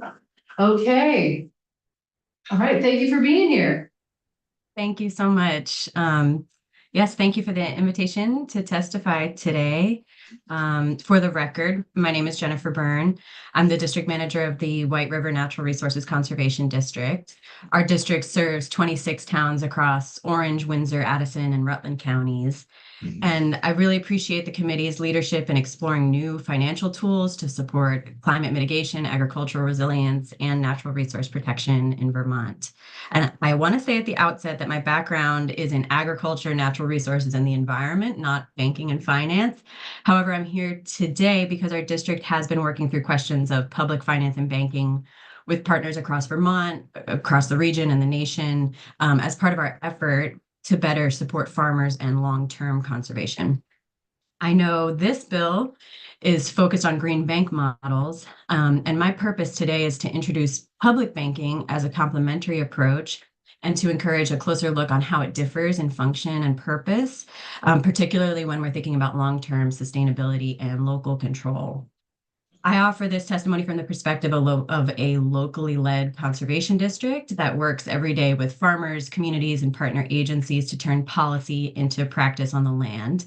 And so I'll briefly describe the role of conservation districts as locally led public institutions, share some context on how money and credit function, and highlight why public banking is a necessary part of this conversation alongside green bank models.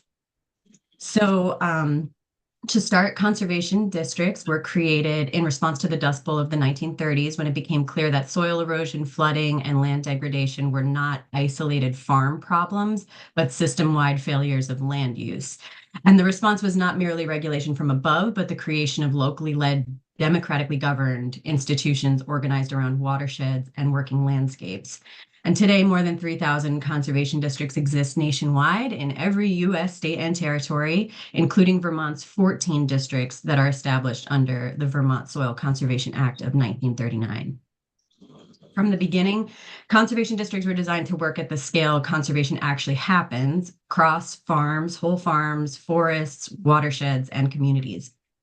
We're governed by local boards accountable to our communities and bring farmers, land stewards, and municipalities and agencies around shared resource concerns. Our role is to translate and align local, state, and federal conservation roles and coordinate funding into solutions that work on the ground. And that role continues today. In Vermont, conservation districts lead the locally led conservation process, which is formally recognized in federal guidance and relied on by USDA, especially the NRCS. Through this process, districts convene local working groups, which are structured forums where farmers, land managers, municipalities, and partners identify priority soil, water, and land use concerns based on real conditions in our landscapes. And these priorities are identified. The priorities identified through these groups help guide how public conservation dollars are targeted locally. Because districts work so closely with farmers and communities, we also see clearly where conservation delivery breaks down, especially around financing. Even when conservation practices are cost shared, farmers and land stewards are often asked to pay significant costs upfront, carry debt while waiting for reimbursement, absorb interest costs for projects that largely benefit the public, and navigate multiple programs with different timelines and rules. This financial risk discourages participation and innovation, particularly for smaller, diversified, or transitioning farms. At the same time, conservation districts, via the local working groups, identify conservation needs at the scale of whole farms and watersheds, while most financial tools operate project by project. This creates a gap between the locally identified conservation priorities and the capital available to support them. And so based on our work with farmers and communities throughout the White River District, questions of public finance and banking have become an important area of focus as a practical question of how to better align money, timing, and risk with how conservation actually happens on the land. And that brings me to the next part of my testimony today, how money and credit function and why that matters for conservation. As you consider different financing tools under S-174, I want to take a moment to talk about something basic but important, which is how money actually enters the economy. Many people assume that money is created directly by the government and then spent into circulation. Historically, that was often true. Public authorities issued money or credit to pay for productive work, like building infrastructure, supporting agriculture, or responding to crises, and then accepted that money back through taxes and fees. And that shared system of issuing money and taking it back is what gave money its value and stability. In today's economy, however, most money is created in a different way. It comes into existence through lending. When a bank makes a loan, it doesn't simply move existing money from one account to another. It creates new money in the form of credit based on a promise to repay. And that money circulates, supports real activity in the economy, and is later repaid, reused, or retired, which AKA could be called destroyed. Over time, the authority to create most money and credit shifted away from public institutions and toward private banks. That system works well for some purposes, especially short-term or high-return investments, but it often struggles to support long-term public needs where benefits are shared, are cumulative, and unfold over decades. Soil health, clean water, flood resilience, climate adaptation, and farm viability all fall into that category. They're essential public goods, but they don't always fit neatly into private lending models. And the key point is this: credit is not just money that moves around, it's created somewhere by someone for a purpose. And where that credit is created and whether it's created locally or far away, publicly or privately, shapes what kind of investments are prioritized and whose needs are ultimately served. So I'll briefly explain what people mean by a public bank and why it matters for this conversation. A public bank is simply a bank owned by the state or another public entity. It holds public money, such as tax revenues and agency funds, and uses those deposits to support lending aligned with public goals under clear legislative mandate and oversight. Today, much of Vermont's public money is deposited in large private national banks. These dollars don't disappear, but they're often used to support lending and investment outside the state. In effect, public funds help fuel economic activity somewhere else. A public bank changes that by keeping public money here and circulating it within the Vermont economy. In practice, this doesn't require inventing new money or creating a complicated new program. The state could charter a bank and deposit a portion of its existing public funds into it. Under normal banking rules, these deposits would be used to support lending tied to public priorities rather than sitting in large banks and supporting activity outside of the state. Because banks create credit or money when they lend, a public bank does more than spend public money once. Loans are made, repaid, and lent again. The interest stays within the public institution and helps build lending capacity over time. This allows public dollars to support long-term needs without restarting funding from scratch every budget cycle. That basic idea of keeping public money local and letting it revolve and grow is what people mean by public banking. And this idea has deep roots in agriculture. Long before cash was in hand, farmers create real value through food production and rely on credit to bridge the gap between planting and harvest. In the late 1800s and early 1900s, farmers struggled to access affordable credit when they needed it. And so during wartime, governments issued public credit to make capital available when it was needed, with repayment expected later, often after harvest. After the wars, farmers asked a simple question: if this credit worked in emergencies, why couldn't it work in everyday economic life? And that question helped fuel the populist movement, as millions of farmers called for publicly controlled credit and locally accountable banking. While many of those ideas faced resistance and were not adopted nationally, the core insight endured. Who creates credit, where it is created, and what it used for matters. Vermont was part of that early experimentation in the early 1800s. The state chartered public and quasi-public banks with the expectation that they would support productive activity and return value to the public. Vermont's early public bank closed during the financial instability around the War of 1812, long before modern banking safeguards exist, when banks of all kinds were failing nationwide. One place where this idea took lasting form was North Dakota. In 1919, farmers there organized to create a public bank after watching money leave the state and credit became harder to access.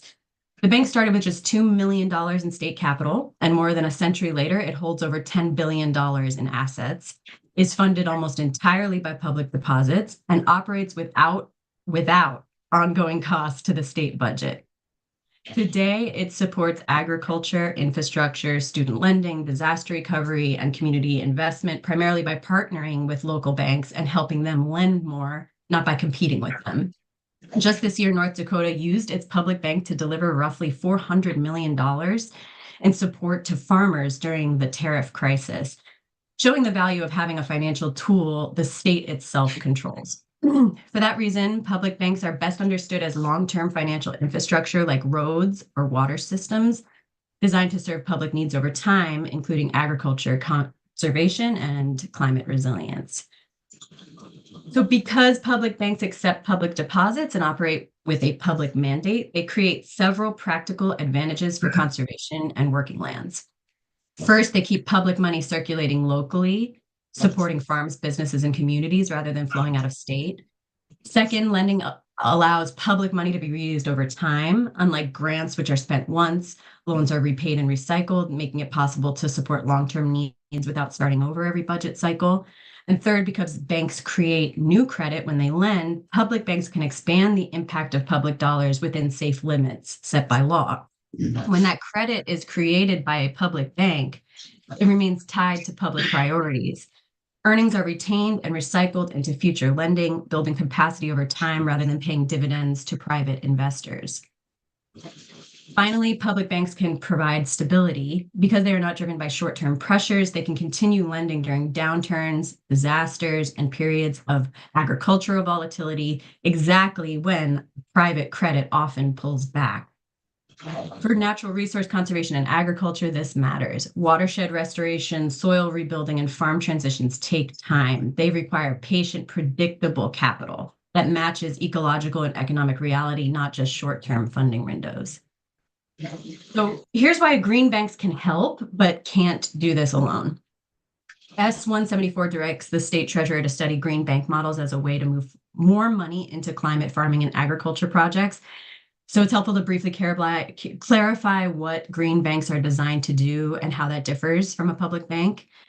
So a green bank is not a bank in the everyday sense. It does not hold deposits or create money through lending.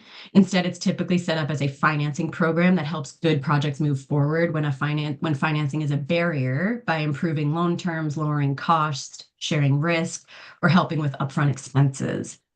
Because green banks rely on periodic capitalization through appropriations, bonds, or federal programs, they function more like targeted programs than permanent financial institutions. In practice, this can be very useful. In conservation and agriculture, a green bank might help a farmer, municipality, or business move ahead with an energy upgrade or infrastructure project that would otherwise be difficult to finance. Green banks can reduce risk and move money into priority areas more quickly. A public bank works at a different level. Rather than spending down a fixed pool of funds, it functions as a long-term financial infrastructure. It holds public deposits, keeps those funds local, and uses them to support lending over time. Because loans are repaid and earnings are retained, that capacity can be reused and strengthened year after year. Another key difference is mandate. Green banks often work alongside private investors and respond to market conditions. Public bank, because it's publicly owned, can focus more directly on long-term public benefit, even when projects don't align neatly with short-term market returns. A simple way to think about it is this: green banks help move projects forward, while public banks are designed to keep public money circulating locally and supporting long-term needs at scale. These are not competing ideas, but different tools that can be strongest when designed to complement one another. So as the committee considers S-174, it's worth noting that Vermont already has an existing tool for directing public funds toward local investment through the Local Investment Advisory Committee, or LIAC. Under current law, the state treasurer is authorized to use up to 10% of the state's average daily cash balance for local investment.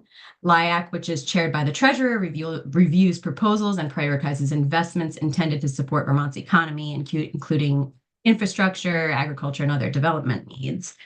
This framework is important because it reflects a key principle behind today's discussion. Public money can be intentionally directed to serve local public purposes rather than being invested entirely out of state.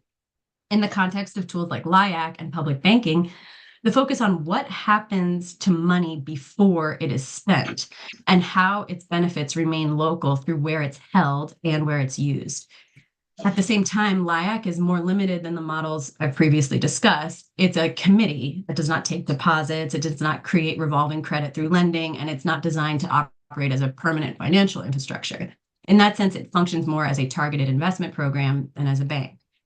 For that reason, LIAC may be best viewed as a foundation to build on rather than an alternative to green bank or public banking ideas. Its authority and experience could help inform how these tools are designed and coordinated, particularly for agriculture and conservation investments with long timelines and public benefits. So with all that context, I offer the following considerations as S-174 moves forward. As Vermont studies green bank approaches, it's important to also examine public banking models that accept public deposits and provide long-term revolving capital.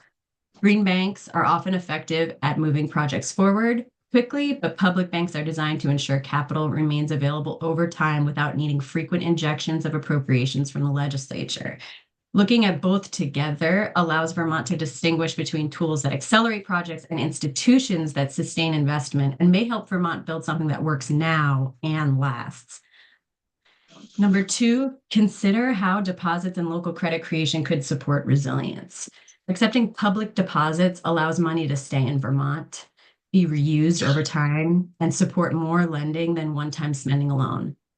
When that money is guided by a clear public mission, it can support long-term conservation in working lands where progress happens steadily over many years rather than in short bursts.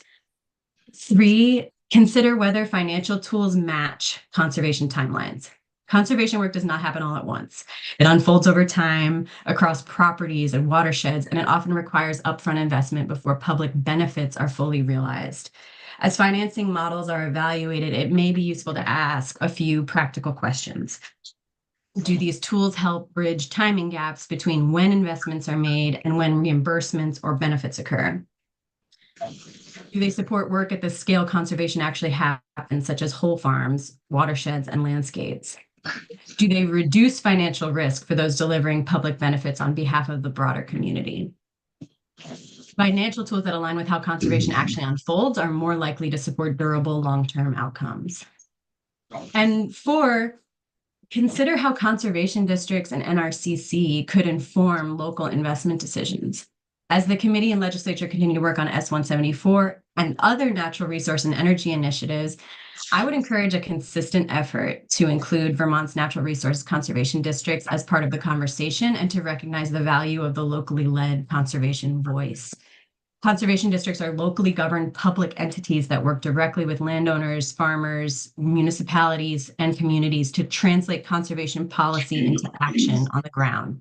Through the locally led conservation process, including local working groups, districts already convene farmers, land managers, and partners to identify priority resource concerns and help inform how local, state, and federal conservation dollars are directed.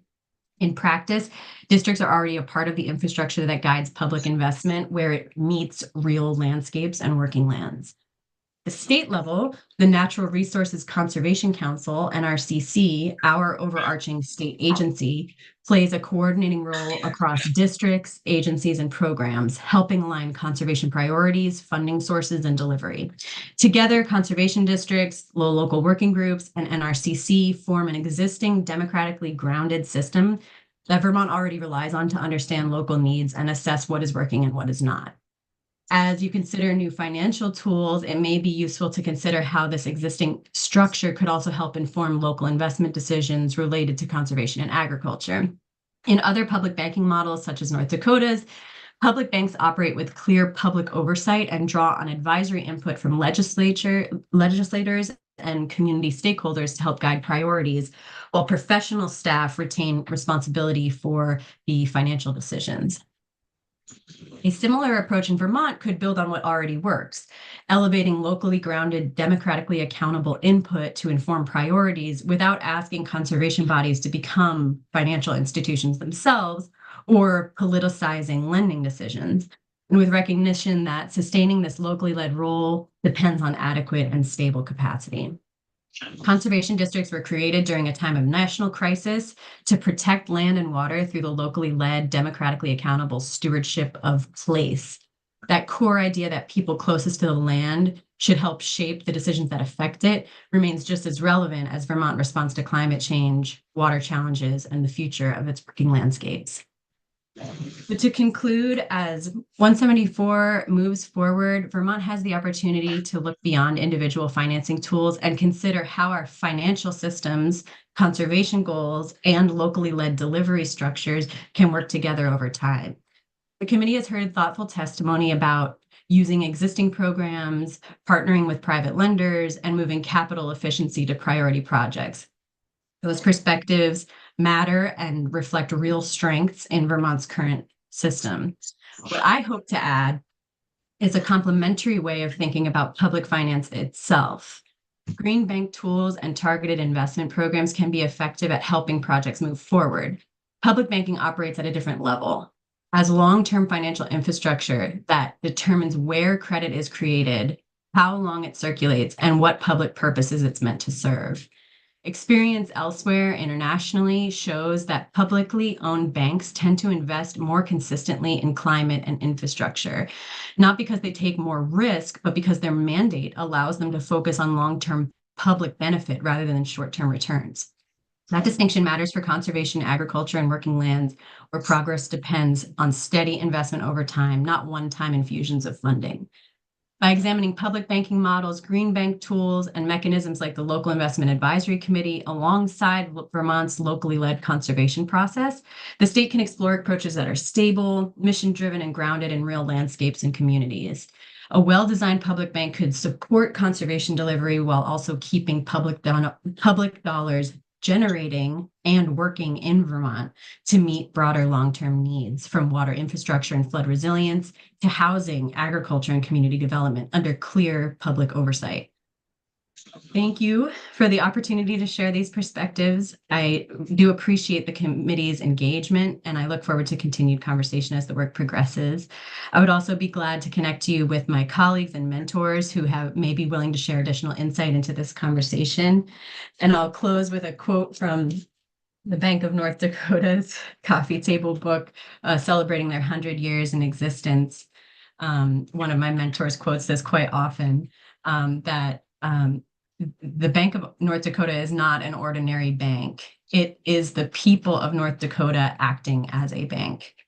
And the Bank of North Dakota has proven to be a bank for good. It is everybody's bank.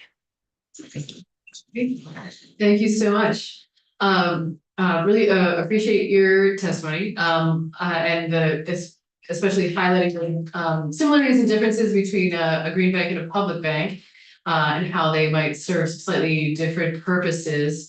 One question for you, I mean, so could you see the overlap in a green bank and a public bank? I mean, I suppose there are some similarities.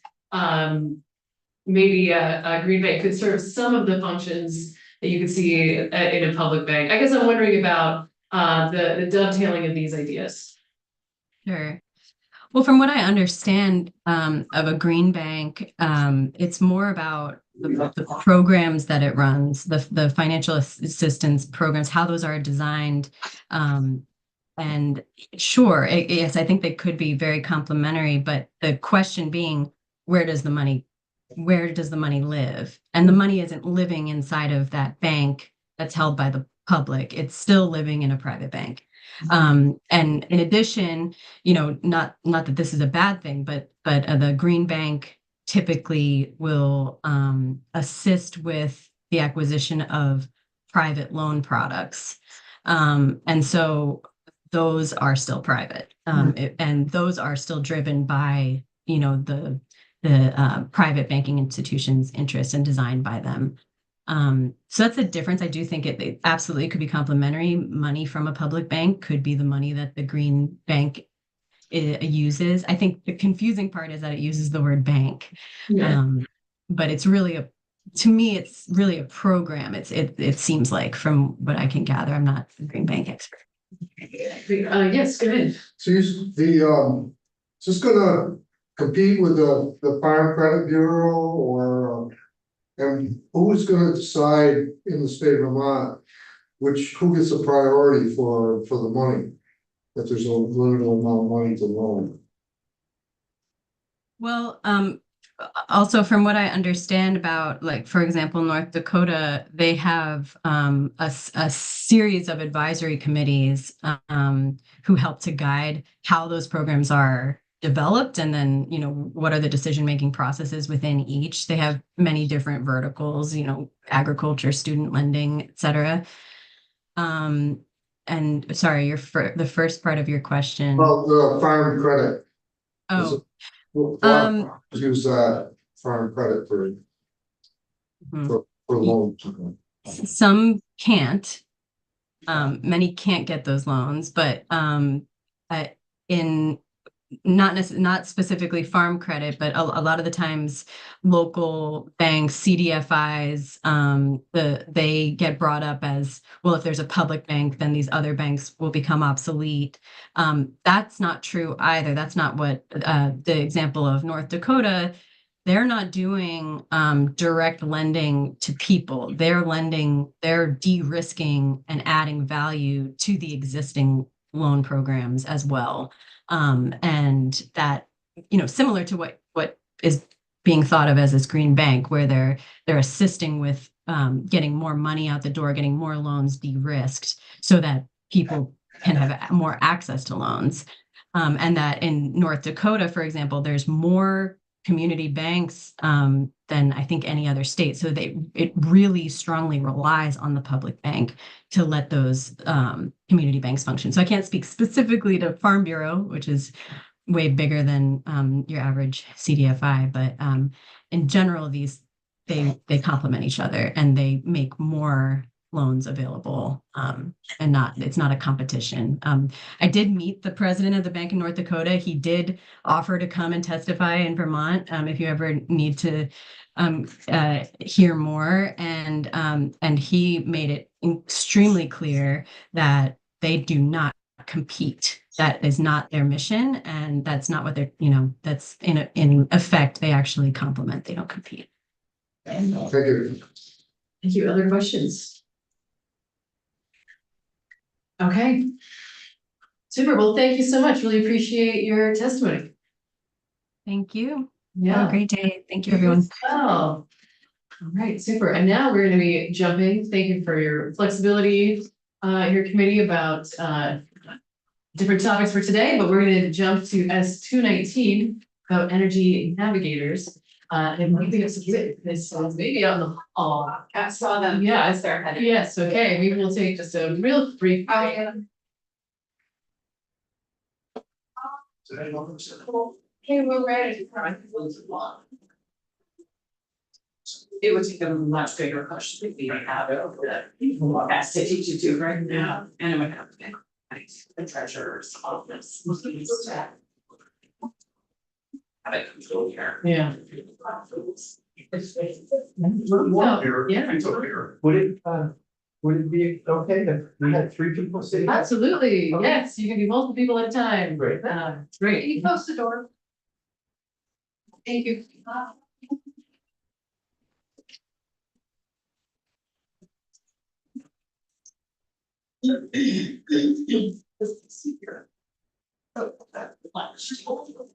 Sorry. No, I was.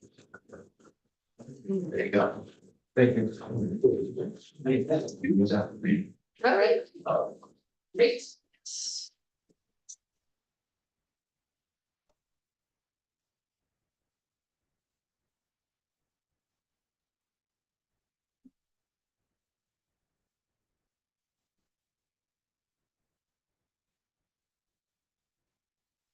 So this is how the sausage is made. Indeed, you're here. Welcome. Well, super. Well, thank you all for being here. I think it's really worth taking a minute to introduce ourselves so you know who you're talking to. I know you know at least one senator already, but just to get us started with that, if you can start us off. Hi, thank you for coming. Your Senator Ricciardi from the Addison District. I'm Senator Terry Wayne from the Washington District. Senator Ann Watson from Washington District. So I'll work from the Pennington Center District, Calvin District. Great, well, thank you for having us. My name is Steve Meyer. I live in Middlebury, and I'm here today with Jean Terwilliger and Mike Roy. We all serve on the board of the Climate Economy Action Center of Addison County. And we'll talk more about that as we go along. And it's thank you for inviting us, and we're happy to be here to tell you about our program and what we hope you will do with this bill. So Jean is actually going to take it from here, and we'll sort of do a little tag team, and our intention is to take no more than 15 minutes combined to do that. And so there should be time for questions and also for Joey and Roland to also provide some comments. Super, That sound okay? absolutely. All right, go ahead.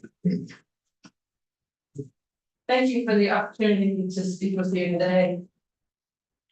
Imagine some of you were sitting in your chilly kitchen in a cold snap in the last week or two, and perhaps some of you were asking, how could you keep your pipes from freezing? How could you keep your pipes from freezing again? Stop the process. You wish you had a neighbor you could call on who knows, enough more than you to point you in the right direction. And the Energy Navigators program is providing this type of neighborly resource for home energy improvements. Energy Navigators is a locally rooted program based in Addison County that helps residents lower their energy bills, improve the comfort and safety of their homes, and reduce greenhouse gas emissions through one-on-one coaching. The program is completely free and open to all residents, regardless of income and regardless of whether they own or rent their home. I come to this work as an architect with over 30 years of experience in all scales of residential design with a focus on energy efficiency and net zero buildings. I knew that creating a program to connect people with all the resources available to improve their homes was not the easiest path forward, but it could have a meaningful impact in our communities. What makes Energy Navigators different is our focus on building relationships with our neighbors, not on paperwork or sales. Many Vermonters want to make smart energy improvements, but they face information overload, confusing options, and uncertainty about where to start. Our role is to help cut through that confusion. We provide clear, practical guidance and support our residents to feel confident and empowered to make a plan and take action. Here's a few questions that we've helped people with. I got an energy audit, but I don't understand what the next step should be. What options will make my home more comfortable? I'm really interested in getting a heat pump, but I've heard they don't work well in cold weather. How will I know if it will work for my home? My basement is always damp. Will getting a heat pump water heater fix it? I have icicles, this was just last week. I have icicles on one part of my roof. How can you help me with that? Our mostly volunteer navigators meet people where they are, literally. We go into homes, we assess their homes using basic building science principles, and tailor recommendations to each household's specific situation. We then connect residents to the incentives, rebates, and programs that already exist. And importantly, we stay with them over time as a trusted resource to answer questions and provide support. There's no sales pitch, just ongoing knowledgeable support. In this way, Energy Navigators serve as a missing link between Vermont's statewide energy programs and real household level action. Programs through Efficiency Vermont, Green Mountain Power, CBOEO, and others have a long and successful history, but gaps remain. Many residents still struggle to access or navigate these resources. The Energy Navigators provides a last mile connection to turn eligibility into action. And our work also places a strong emphasis on home electrification, one of the highest impact opportunities for reducing emissions while improving affordability and resilience. By helping households understand and adopt cleaner technologies, we are directly supporting Vermont's climate goals in a practical, people-centered way. Finally, the Energy Navigators is building local capacity by training and supporting a network of community-based volunteer navigators. This model extends our reach, strengthens community trust, and ensures that this work can grow sustainably across the region of Vermont. In short, Energy Navigators is helping Addison County residents save money, live more comfortably, and be part of the climate solution by meeting them where they are and walking alongside them every step of the way. Thank you. Mike's gonna take over now and talk about our recommendation that we should be moving in Vermont toward having a statewide program that supports community-based energy coaching programs like ours. Thanks, Steve. And thank you so much for inviting us here to speak with you today.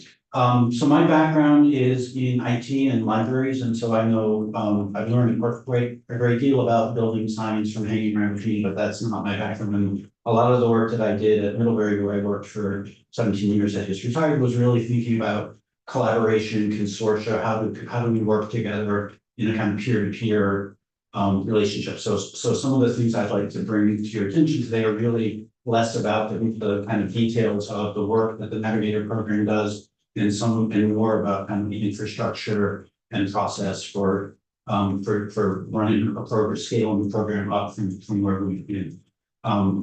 So I have 5 things I wanted to share with you. So the first thing was just to assert, having reread the state climate plan, that energy coaching is part of the state climate plan. So there's an explicit part in the state climate plan that says energy coaching is a necessary component in order to accomplish many of the goals that the overall state climate plan has.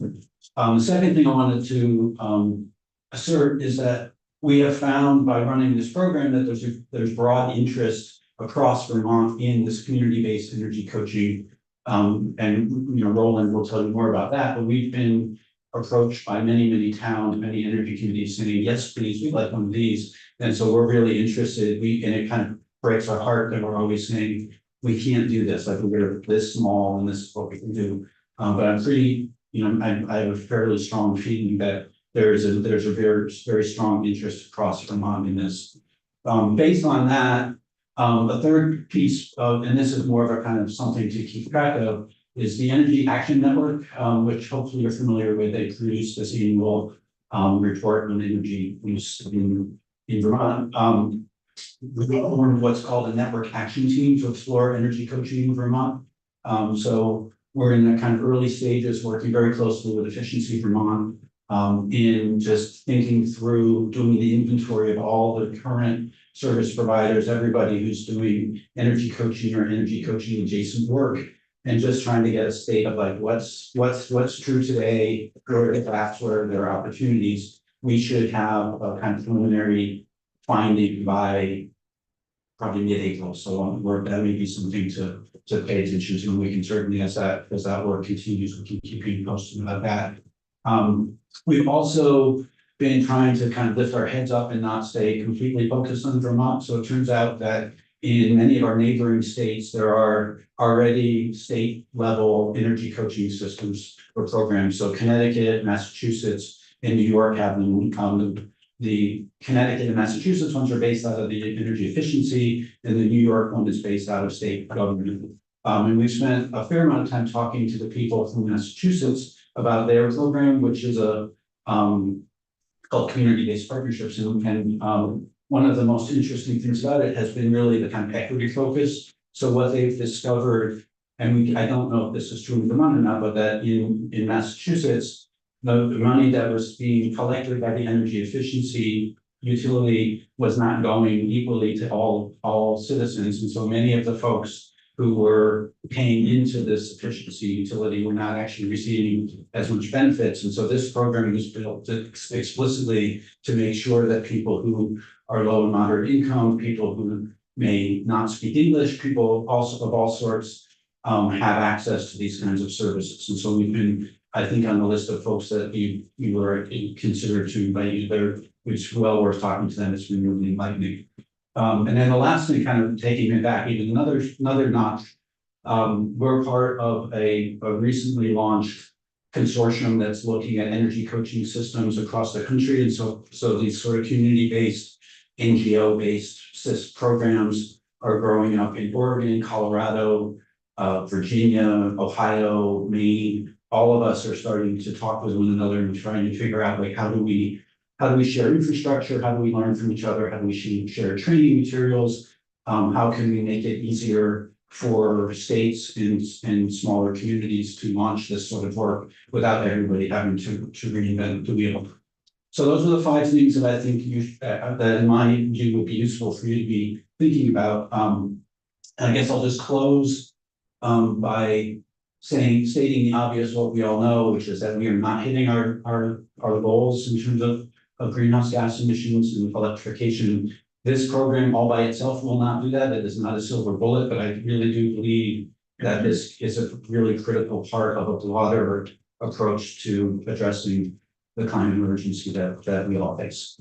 So thank you. Thank you so much. Thanks. And thank you for all your work. And sorry, if you had some more. Yeah, I have a few things to say. Yeah, go for it. It's okay. Again, I'm Steve Meyer, and a little bit more about SEAC. We're a small nonprofit. We have all of our board are volunteer, and we're a working board. We have 2 staff members who now help to direct and run this program. And they're the only paid people that we have on our team. Everybody else is either board members or community volunteers, as you've heard. This program has been in play for about 18 months now. We've developed a lot of necessary resources and materials, program website, technical tracking systems so that we can keep track of where things are with our clients, follow up with them over time.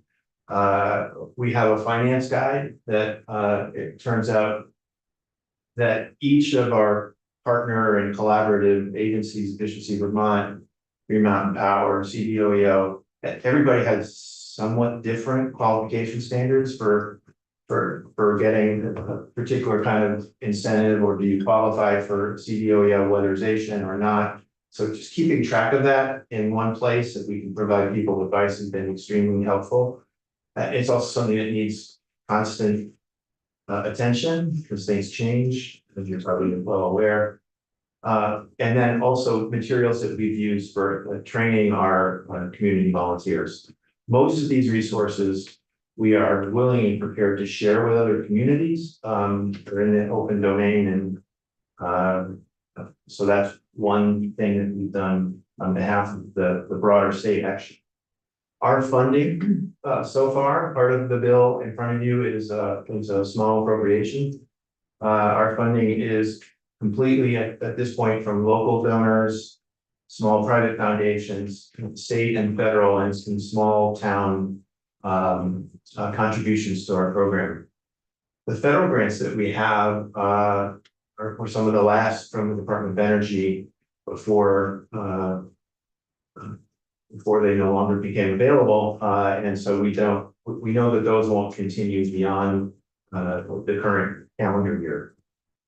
So we're looking at our funding is pretty secure for this calendar year, but then things drop off rather precipitously. So we therefore have respectfully requested a $150,000 appropriation to help us bridge over to during the time period where the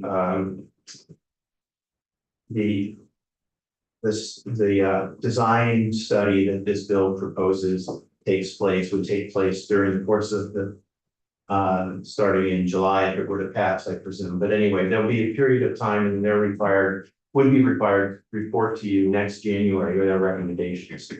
So we believe Energy Navigators is well positioned to continue to be an important pilot project for community-based coaching in Vermont. And we ask for your support for this bill and for the design study and for the bridge funding request. So thank you for your attention. We'd be happy to answer any questions. Super, thank you so much. Go ahead. So some of the things that you do is like Bennington Rutland Opportunity Council does rock in the Rutland Bennington County. So do you get funding from Efficiency Vermont for any of what you're doing? No, not organizationally. We routinely will recommend to our clients that you would qualify for this kind of incentive from Efficiency Vermont, or you might qualify. In Addison County, the our community action agency is, we were mentioning CDO, Shin Valley Office of Economic Opportunity, that BROC and CDO are the two, they provide the same services in different regions. But no, we don't get direct funding from Efficiency Vermont. It's an idea worth thinking about, but we haven't pursued it.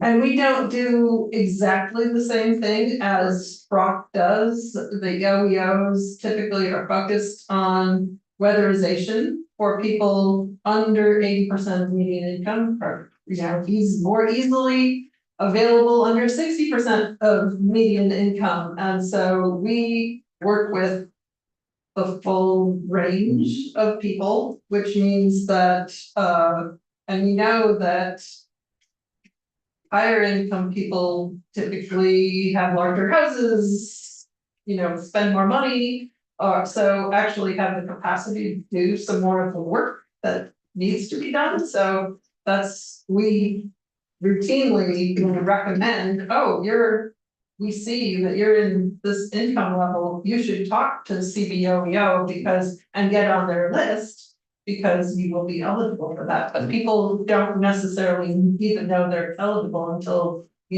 they call us. So we help connect people to all of those different services.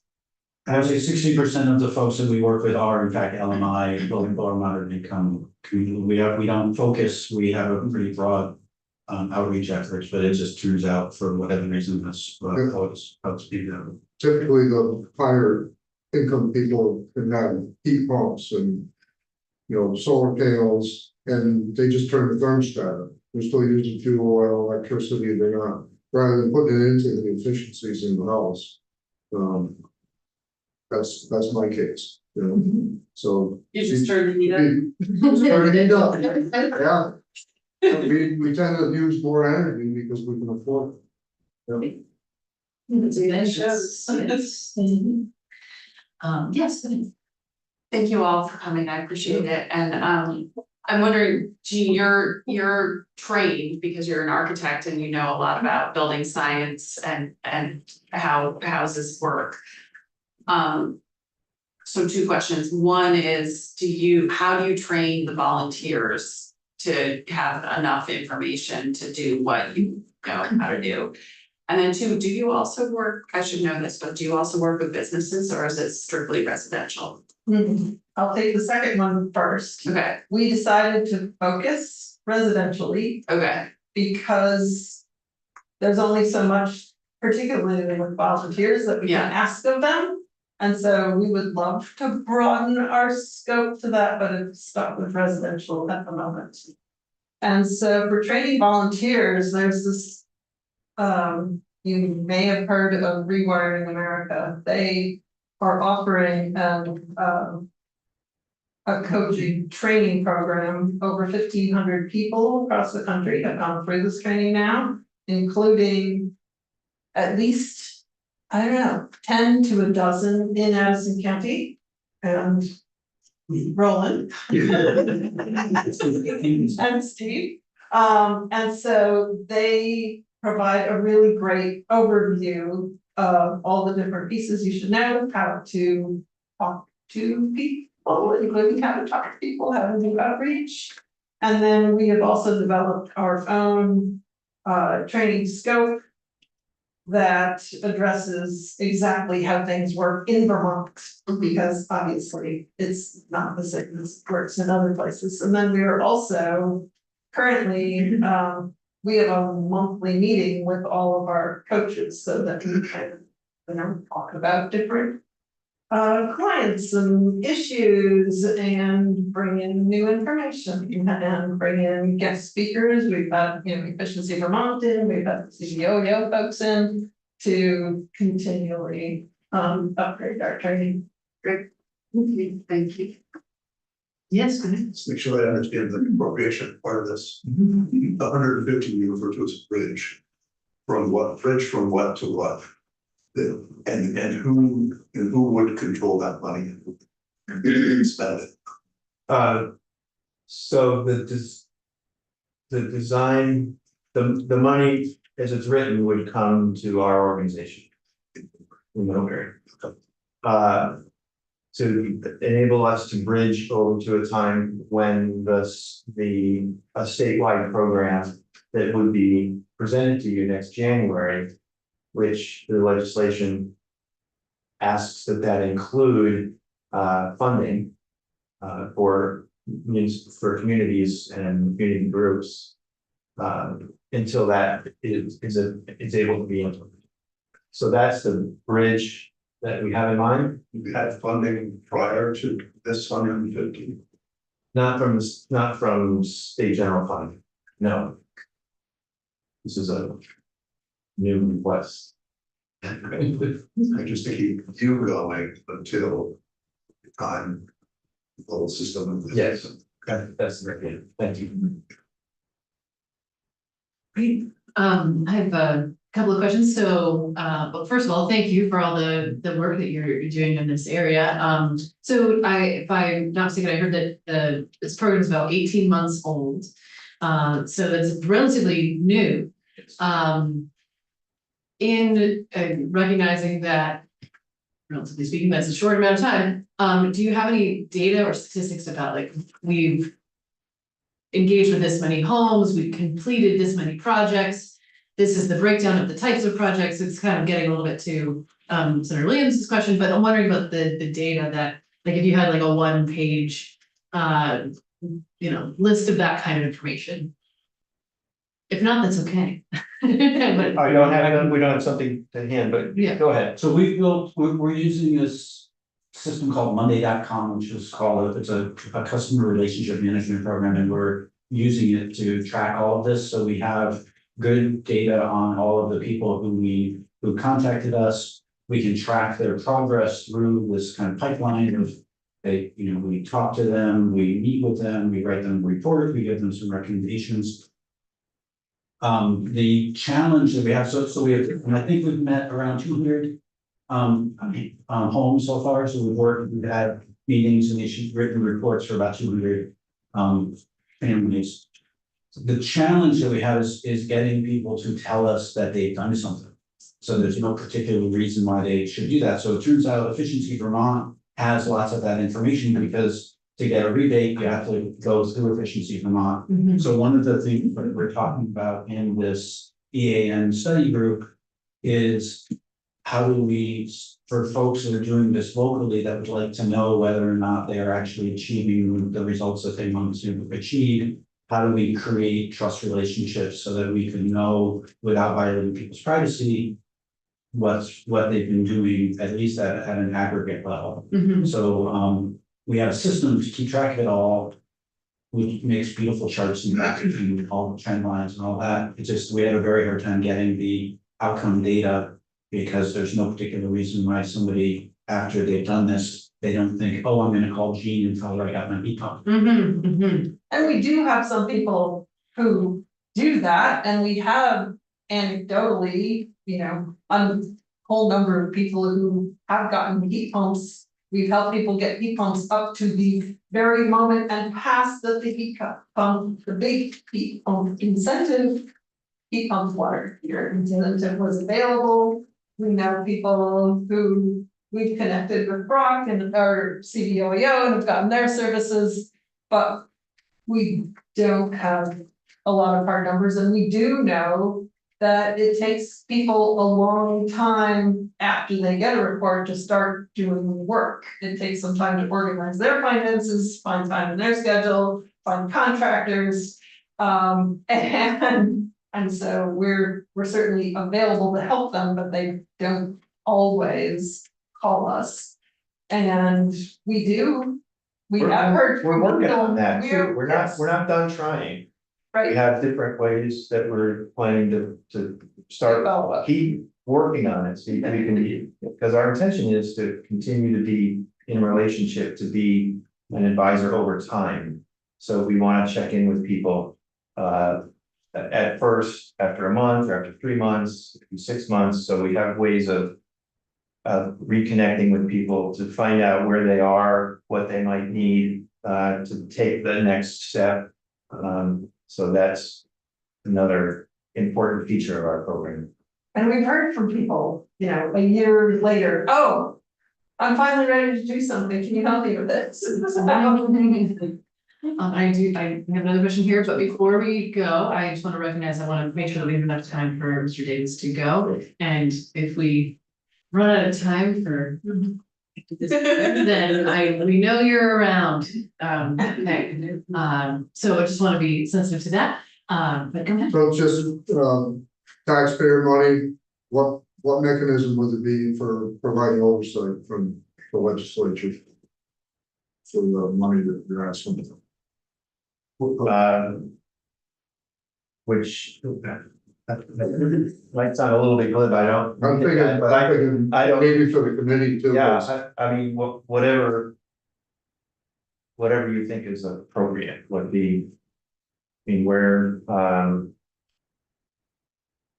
we have grant funders that we need to report to, so I would assume that there would be funding, there would be grant report requirements, and it's, I don't think it's clear in the bill. You probably have to figure out where does the money, who are you gonna give the money to that would then give us a grant? And so with that, if it's the department or if it's Vermont or somebody else, we would have a grant agreement with them, which would require some reporting. I don't think that's specified anywhere, but that to me. That kind of goes along with the data. Yeah, exactly.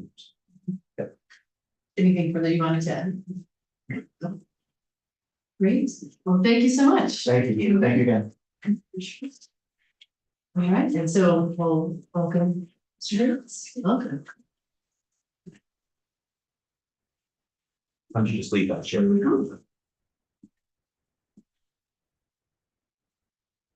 Good to be here. I'll be very much. I'm Owen Davis. I'm on the from Shelburne. With the energy committee there. And my involvement with these folks started over a year ago. Their program was quite new. We invited them to come down to Shelburne, come up to Shelburne and describe what they're doing. And I already had a little glimpse of it from Gene because we were working side by side on some other things, but I was very impressed. And I was one of the people that Mike said, I want one of those. I think more than that, I said, this is a program that needs to be replicated elsewhere. Bigger the better, but you gotta start somewhere. My belief behind that is that I think very strongly that the hardest piece of the climate program that Vermont is in was residential thermal electrification. Is going to be alarming. It's complicated, slow, evolutionary kind of a thing. And a lot of tools need to come into play. And I think a locally organized structure of coaching is really a key part of it, with a lot of volunteer. So that led me to be part of a series of meetings over the last year with CAC and eventually others, including Efficiency Vermont, and BGS was involved, EAN, and led up to the CAN. And so that's where I'm at. But the thing I want to stress is that part of that group that has been meeting included people that we reached out to and our neighbors, Charlotte, Heinsberg, Richmond, definitely strong interest. Want to do it on something of a regional basis. Might not be, Chittenden County is a big bite, but southern Chittenden County could be a potential pilot program. South Burlington has said, we won't hear, but you come back with new stories. So that's kind of where I'm at. I think that it really can be a key of getting through the residential slot.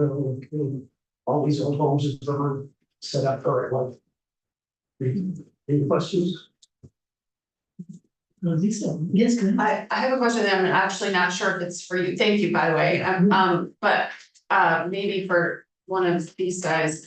Did you also hear from Brandon and some people in Rutland, some folks in Rutland County that were interested in a similar way that Shelburne was? That's what I was. We, one of the federal grants that we have was a grant to the town of Brandon.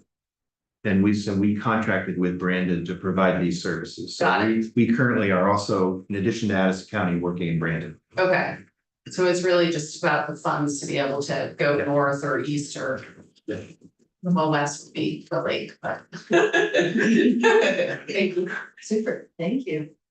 And we do have 7 minutes. I don't know how long you're this morning. I can try to be brief. Sure, okay. And I wrote it down so I can try to be thorough. And so thanks for the opportunity to be here today to speak to you about S219 and the need and the opportunity more broadly for energy navigation services. I'm Johanna Miller. I lead the Energy and Climate Program at Vermont Natural Resources Council. First, before I talk about this, I do want to just say thank you for the work you've done on portable solar and the unanimous votes. As you'll hear in my testimony, you may have heard before, a big piece of my work is collaborating closely with committed energy committee leaders who comprise the informal network of Vermont Energy Climate Action Network, which we helped coordinate. About half of communities, as you may know, have energy committees. And they've been working, as you've heard, well, helping their municipalities themselves, as well as the people in them, reduce their energy bills, reduce their energy costs, and reduce their reliance on imported fossil fuels. So I come to this conversation at a little bit of a higher level because of my support and work with those community energy groups. And I've seen a lot of progress made through that volunteer model, through the leadership of hardworking and informed volunteer community energy committee leaders. And as you know, I don't have to say, those efforts have helped get town halls weatherized and, solar on roofs and on schools and, more efficient heating technologies in homes and businesses. And so far beyond, I also have had the privilege of working with a lot of policy issues and serving on the climate councils. So I've had the opportunity to work with a lot of players in Vermont's ecosystem of service providers. That includes the efficiency utilities, our distribution utilities, the community action agencies, which are really pivotal partners. So I feel like I have a pretty strong grasp. I've also been at this for a very long time of what the state has committed to when it comes to doing our part to cut fossil fuel reliance and act on climate. So I just want to underscore, I feel like we have a very strong foundation of how much to build and a lot more to do. So as you know, we're talking about a significant and essential transformation of our outdated energy system and away from fossil fuels to a more renewable, local, distributed, and affordable energy system. That's driven by 2 factors: economics. Renewable energy is now the cheapest and fastest power source on the planet. It's also driven by the environment. We have a climate crisis. It's getting worse. It's costly. I was with this morning 30 very engaged and informed community, youth leaders. You heard from them. So this is existential to them. It's an economic issue and it's an opportunity for Vermont because we import all the fossil fuels that we use. So the transformation is well underway across Vermont and across the world, but to help more people reduce their energy bills and actually cut carbon in line with our longstanding goals and our requirements, we got a lot more to do.